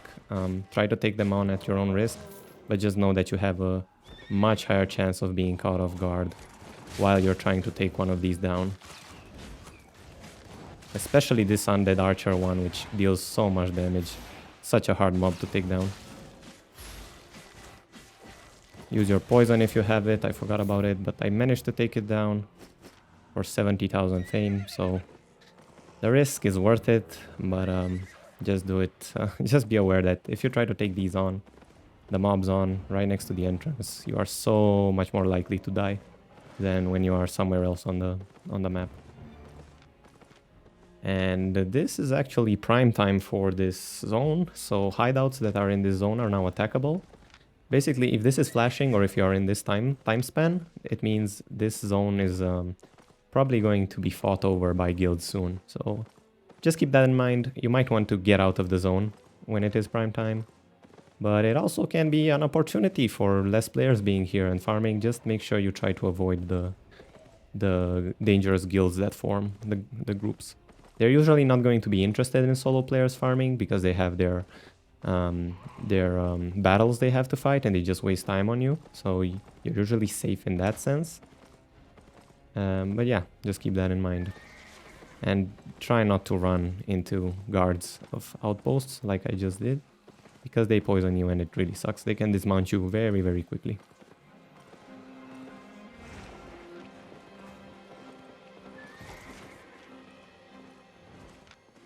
And this is a bad situation to be in. That guy is going to be chasing me and trying to dismount, but he's not gonna reach me. I run as fast as I can and away from him, and thankfully I get away. And I don't know if they're going to decide to chase me for the next 1 million years now, but let's see. As you see, as soon as somebody dismounts on you, you have to try to make distance and you have to try to run in as straight of a line as possible. And while doing that, you have to check the minimap so that you do not run into any walls. But maybe we can go to this tier 6 zone. But I don't like it because that's next to one of the rests. So in the black zone there are 3 of these rests. They are quite deep in the black zone, but they're basically another portal town that does not link to anything on the royal city. So it's just a place where you can function as a city for you in the black zone if you want to live in the black zone almost exclusively. It has its own bank and its own market and stuff like that. Here is a tier 5.3 solo dungeon that spawned just on its own. This is in the tier 5 zone in the black zone, so that means it's going to be tier 5 solo dungeon. Now, this probably isn't worth it. Solo dungeons don't give that much fame, but just as an example, this is maybe if you see purple or yellow flies, which means it's a legendary one. This is an epic one. Maybe you can try it out. So there's also something I want to talk about solo dungeons, so I'll use this as an opportunity. So you see me going in the dungeon here. Now, everybody who is outside and passes by the dungeon now will not be seeing the flies anymore. So it would look like any flat, non-enchanted solo dungeon to them on the outside.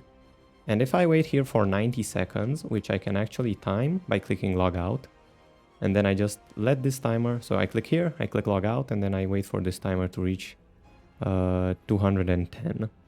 After 90 seconds, the entrance on the surface of the map closes, so it completely disappears off the map, and nobody will be able to enter after me here in the dungeon. So if you want to be doing solo dungeons, the black zone is definitely the best place to be doing them, as they are worth a lot more than doing them in the blue or yellow zone. And if you wait for the timer at the beginning of the dungeon, then it is also quite safe to do them.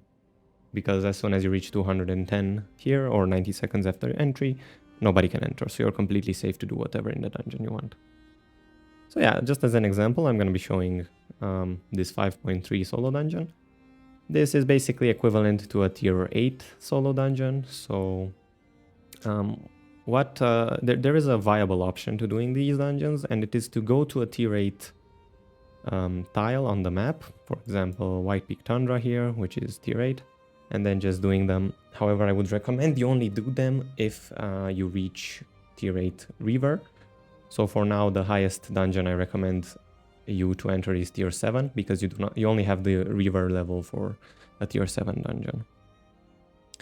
But yeah, as soon as we reach 210, we're basically safe here, and we can start doing the dungeon. Yeah, so let's see. These are 2 normal mobs in a 5.3 dungeon. Let's see how much fame one of these gives.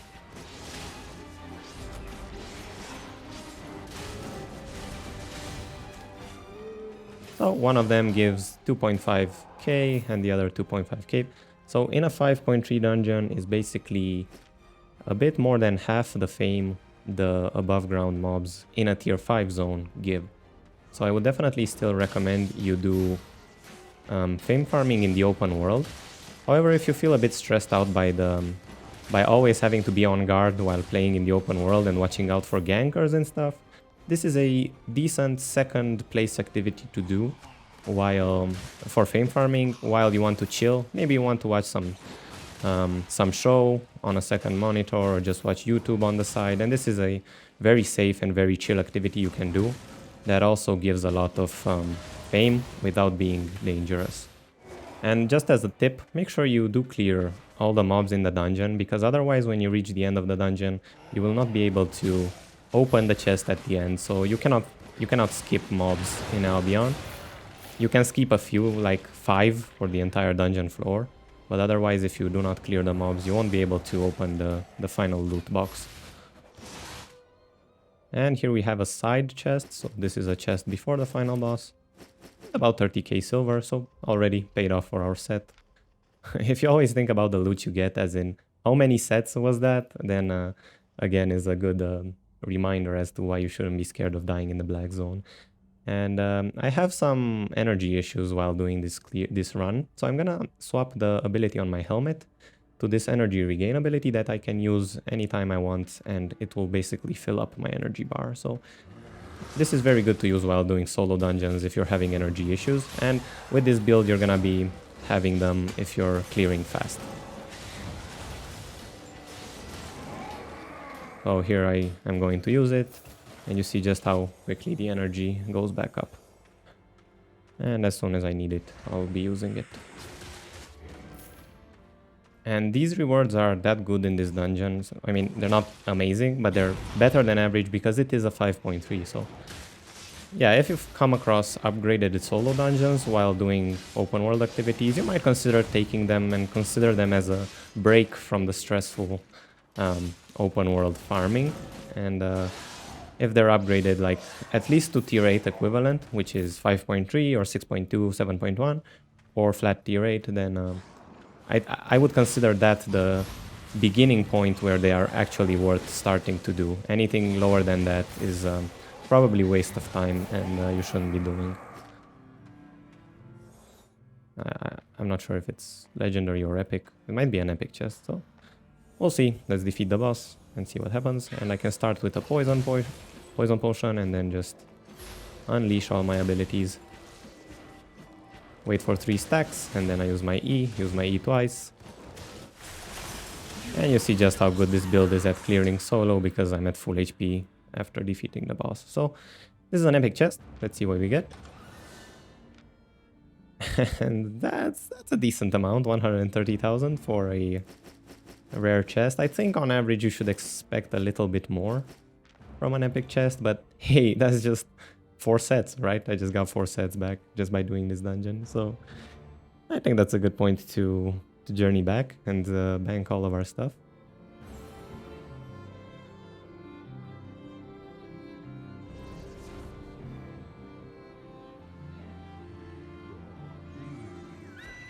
And as I'm getting out of the dungeon, I have this protective shield. Just be careful, as soon as you use journey back, your shield is gonna disappear. So make sure there's no one around you, because you have to channel for 15 seconds. And if anybody finds you during this 15 seconds and hits you, you're gonna be on cooldown for 1 minute. And you also have to get away from that potential ganker. So it's a very dangerous situation. We can... A quicker way of selling is to check all the items that are sell order. So these are items that aren't stackable usually, or I mean equipment like armor, capes and stuff like that, or these maps, these bags. And the rest of them are all stackable.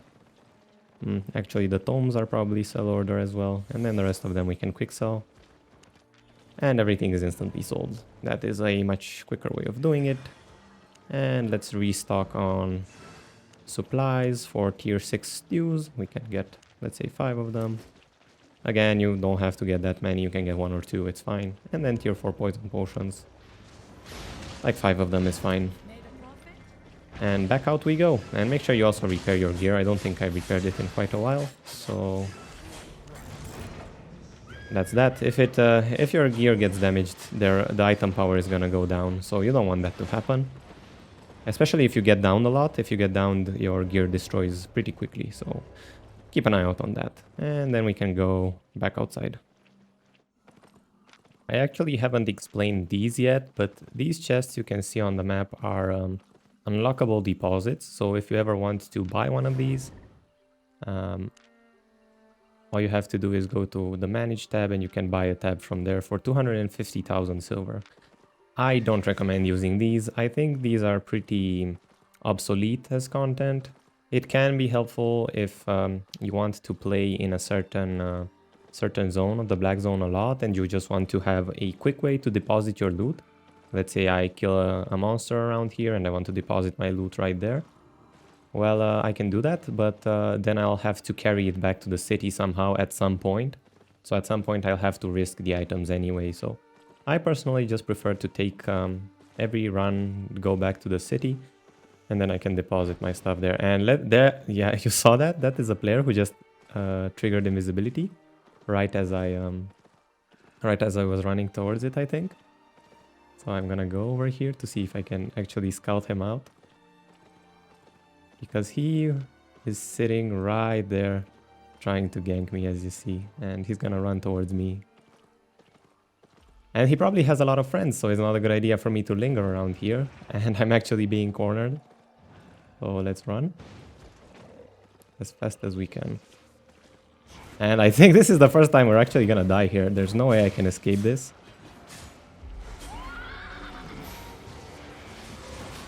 Yeah, I'm just dead here. And welcome to Albion. This is the... yeah, so this is the first time I got ganked. And it was just me being dumb because I stayed to show you the guy going stealth on me. And then I was cornered. You saw that his friend came and cornered me from the other side. So there he goes. There's my set gone. And hey, what do we say? It's not a problem, because all I have to do is I go to the market over here and then I select lost equipment. And there is everything I just lost. I click one button. And we are ready to go back. And you see there was basically nothing I could do there, even being an experienced player. The best thing... Actually, I probably could have gotten away if I didn't stay to show him going invisible on the road. But you saw that thing is, as soon as I saw the nameplate at the edge of the screen and then it disappeared instantly, that means he went invisible. So all I had to do was turn 180 degrees and go the complete opposite way. Instead, I went around and tried to show him being there, and then that gave the opportunity to his friend to gank me from behind. And these things happen. We regear and we go again. And gankers will be stationed on the most traveled paths, so try to take a weird route whenever you're traveling through the black zone and your invisibility has run out. For example, here, if there are any gankers in the zone, they are certainly going to be waiting at this cross or maybe at this cross. And since there's no exit on this side, it is less likely for them to be stationed on these bridges. So I'm going to try to use them as my crossing point. But if there's enough gankers in the zone and you're caught here at the middle of the zone, then all they have to do is close in on you, and there's probably not much you can do to escape, so...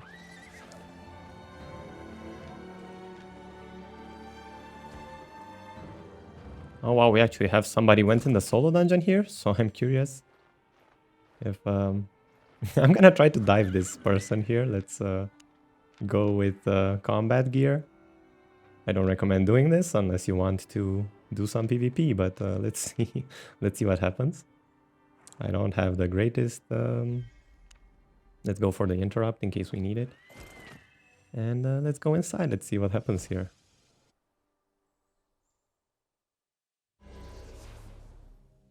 And here we have a tier 4 player with a Thetford cape, so if he stays here for some reason and if he wants to fight, he doesn't. He just goes outside, so... Let's see, maybe I can catch him. Yeah, he has no bubble. Okay, we're fighting him. He has no bubble. Now we have to chase him until we can get our abilities. Let's keep him in combat by attacking. That's why I'm doing that. And we're chasing him down, using some bleeding abilities. Oh, this poor guy doesn't really know what to do, so he's a new player.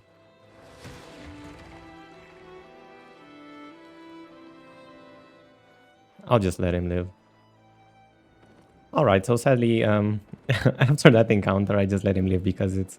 Obviously, he was a new player, and the biggest mistake he did, he went in the dungeon, and when you zone or when you change any zone, you receive an invulnerability buff for a few seconds, actually like 30 seconds, but then you have a cooldown on receiving that buff again. So the mistake he did was he didn't wait for the cooldown to expire so that he can receive another buff when he comes outside of the dungeon. So then all I had to do was follow him, attack him, because I can auto attack as soon as I get outside of the dungeon, and I can't speak while also doing this apparently. And I'm being ganked, I guess, by 2 spears. I'm actually going to try to fight the both of them. Let's see how that works out.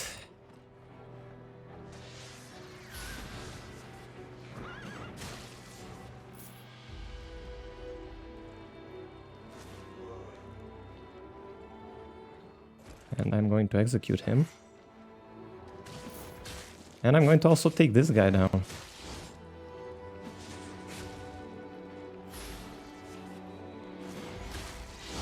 And I'm going to try to chase him, and here he is. He's not gonna get away from me. And he made a big mistake. And I'm also just terrible at the game, so let's just kill him by doing this. And there we go, we got both of them, and now we have to loot up because everybody on the map now knows we're here, so we gotta be very quick. And let's see. There we go, we got that, and we got a lot of fame. That was very worth it. And I'm so glad we actually managed to get rid of those 2 guys that tried to dismount on me. And actually, here is a solo dungeon that I can show what the other guy that... Yeah, the nature staff guy did wrong. So as soon as I go in the dungeon, and hopefully no one follows me in, or maybe someone can follow me in, you can see that I get this bubble. And over here you can see that I'm invulnerable for 15 seconds. But then I have a cooldown of 60 seconds before I can get this spawn buff again. So now the bubble runs off. Right now I can be attacked. But if anybody comes inside now, he has to wait for 15 seconds until he gets his abilities. So if he starts attacking me right away and he loses his bubble, the best shot I have is probably to fight back. Otherwise, I have to somehow wait for these 30 seconds until I get out of the dungeon. And if there's somebody coming in here, I cannot go in combat with him, because as soon as I go in combat with him, I will not be allowed to leave. So I would have to stop attacking him for at least 10 or 15 seconds, I think. And then it would teleport me outside. So yeah, if I go outside right now, I'm not receiving any invulnerability. And if anybody is waiting for me outside, I would be instantly killed without the ability to do anything. Because my abilities would be on cooldown, but they would be able to hit me. So instead I wait for this to run off. And now I go outside. And you can see I have a spawn buff, and now I can safely mount up without anybody being able to stop me, and I can run away. There's a random open chest here. And okay, wow, okay, it disappeared exactly as I was about to open it. There probably wasn't anything good in it since it was already open, but maybe some things were left behind, I don't know. Oh well. Not a big loss anyway. That was just funny. Meanwhile, oh, there's a drone. Meanwhile, let's try to take it as fast as we can.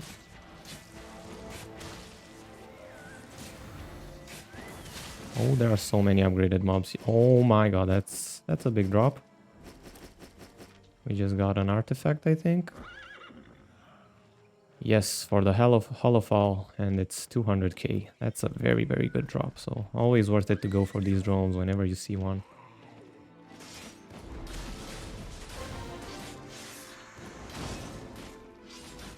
When we just got our weekly reward threshold for doing... Let me see.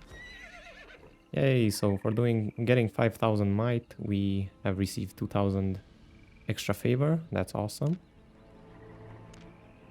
We're gonna be using that to basically transform into silver, so that's awesome. You're also just getting these favor points and might points as you're doing anything in the black zone, including just defeating mobs. So those are kind of like the points you got in the yellow zone for being faction flagged, but here you get them anyway. You don't have to be flagged for anyone. And actually you cannot be flagged for anyone in the black zone.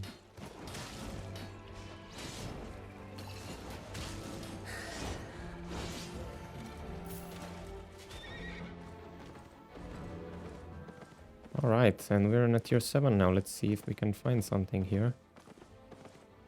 Or if this one has also been picked clean. Actually, the other one was pretty good. The tier 7 one was very good. We found so many circle mobs. That was a very good zone. So maybe we're lucky in this zone as well. Maybe not. If not, we'll just move on back to the zone prior after a few minutes have passed. Here's a 7.1 dungeon. Still not worth it to do. If I find any 7.2 or 7.3 even, then I'm definitely jumping in. And there's somebody here. And that is a full ganking set. That's a very dangerous set he had, so... I'm not sure if he's roaming with a team here or what. But that's a 7.2 dungeon. I might be jumping into that one. Yeah, fine. Let's do these.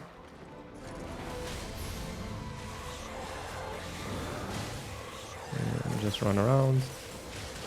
3 stacks, take them all down. And I want to do the 7-2. I'll roam a bit more. I'll mark it on the map. I'll remember it's here. And still want to see if there's upgraded mobs here, because they're worth so much more than just a dungeon. But 7-2 is might be worth it to do actually.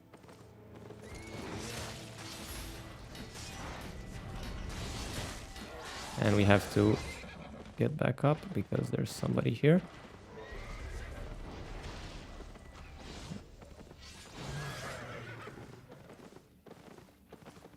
And he has a very similar... He has a pretty bad gear. I think we can fight this guy if we take him on. Yeah, we definitely should be able to. If we get with the right build. I think he's wanting to go back. Yep, there he is. Let's see if he dismounts. I'm gonna try and fight him. I don't have any... I think he might have saw me. Yeah. I'm just gonna bait him by doing this. Let's see if he takes the bait.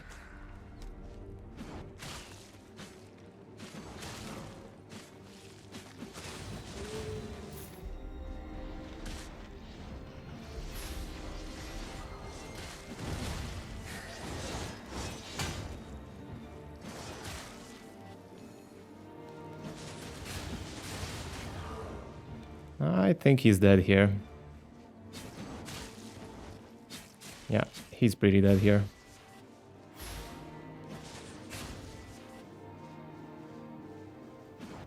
He messed up.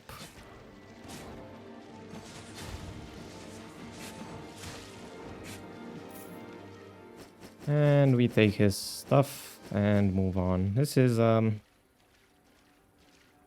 when you find people that are evenly matched, you can take the fights. It's good practice, even if you die. That's the only way you're gonna get better at Albion, if you actually try to fight people. But if you don't feel confident, we're gonna have a special section dedicated to PvP. But while the spirits calm down in this area, I'm just gonna go into this dungeon, and I'm gonna do it. And then maybe the monsters to the left of here are upgraded. So once again, you go into the dungeon and you press log out. And you wait until that counter hits 210. So you know 90 seconds have passed, and then you can do the dungeon safely. And here's the good part about being in a solo dungeon as opposed to being in the open world. And this applies even if you're in the open world, you can just jump into a solo dungeon. So I need to take a break now, so I'm just gonna leave the keyboard. I'm just gonna stay here and absolutely no one can get to me. And in the worst case scenario, my internet or my power goes off, then I would just get logged off, and when I log back in, I'll just be appearing on the surface. So it's totally safe to log out while here. So I'm back from the break and nothing happened. I'm safe here and I can just continue the run.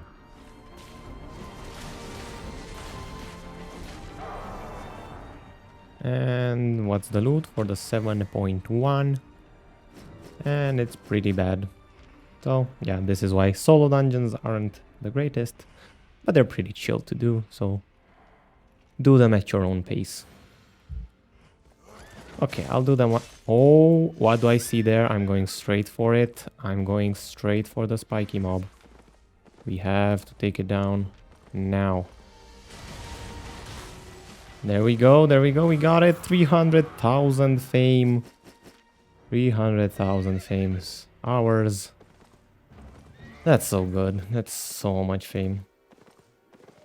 We're at 91% already, and we also had a few others here. Wow, now sometimes you can get these awesome random drops, and we just got a tier 7 Great Hammer, which is 100,000 silver, just from a random mob in the open world. And these drops aren't that rare as you may think, because the loot here is quite good, as you have seen from the open world mobs.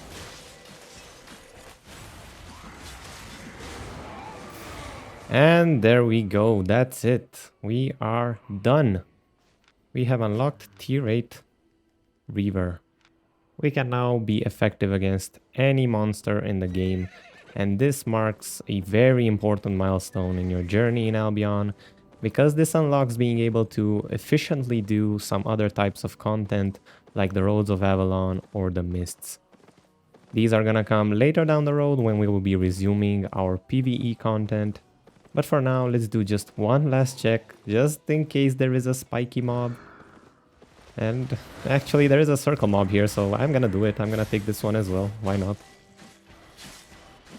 Just as a tour of victory, I guess. At this point, it doesn't matter if we die. We have achieved our goal, and we can be very proud of ourselves. We have farmed our way, and it didn't even take that long. I think this took like 2 hours of playtime, and we get a book for our troubles. And just in case, there's a lot of mobs here, so when you see these many normal mobs, it means the area is pretty clear and hasn't been touched for a while. And I'm just checking to see if there's another cheeky spiky boss. over here, because these are always worth to take. They're worth so much fame, and it's like finding a treasure chest. The drops you get from them can also be very great, so it's always worth a check whenever you're in these not so populated zones. But yeah, I think that's it for now, and it's time to go back to the city. So let's use the travel back ability, which costs us 50,000 silver right now, but we're more than willing to pay it. That's basically the entire cost of our set. Yeah, it's more than the cost of our set to go back home. Well, we have so many riches in our inventory, and that's why this costs so much. And we have a lot of items on sale that will take a bit until they actually sell. So there's probably like 400,000 silver. And as soon as all of these sell, we will actually have over 2 million silver just from farming in the open world in the black zone. And let's see just how long this took us. So if I log out here, and it's gonna take a few seconds.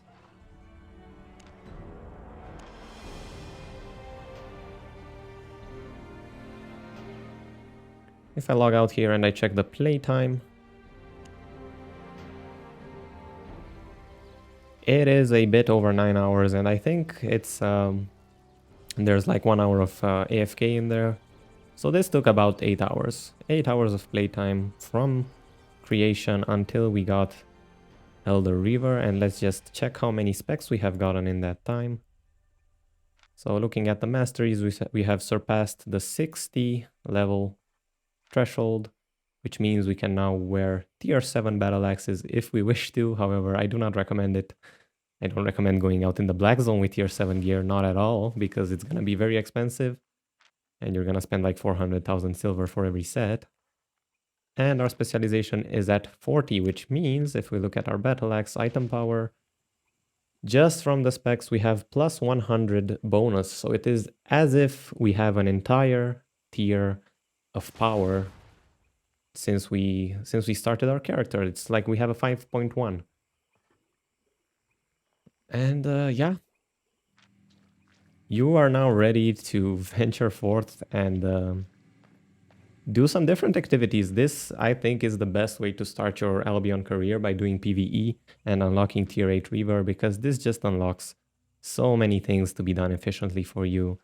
And you have to play as a solo. You're probably not going to be taken into a guild that does relevant content until you at least hit this milestone of tier 8 reaver. And yeah.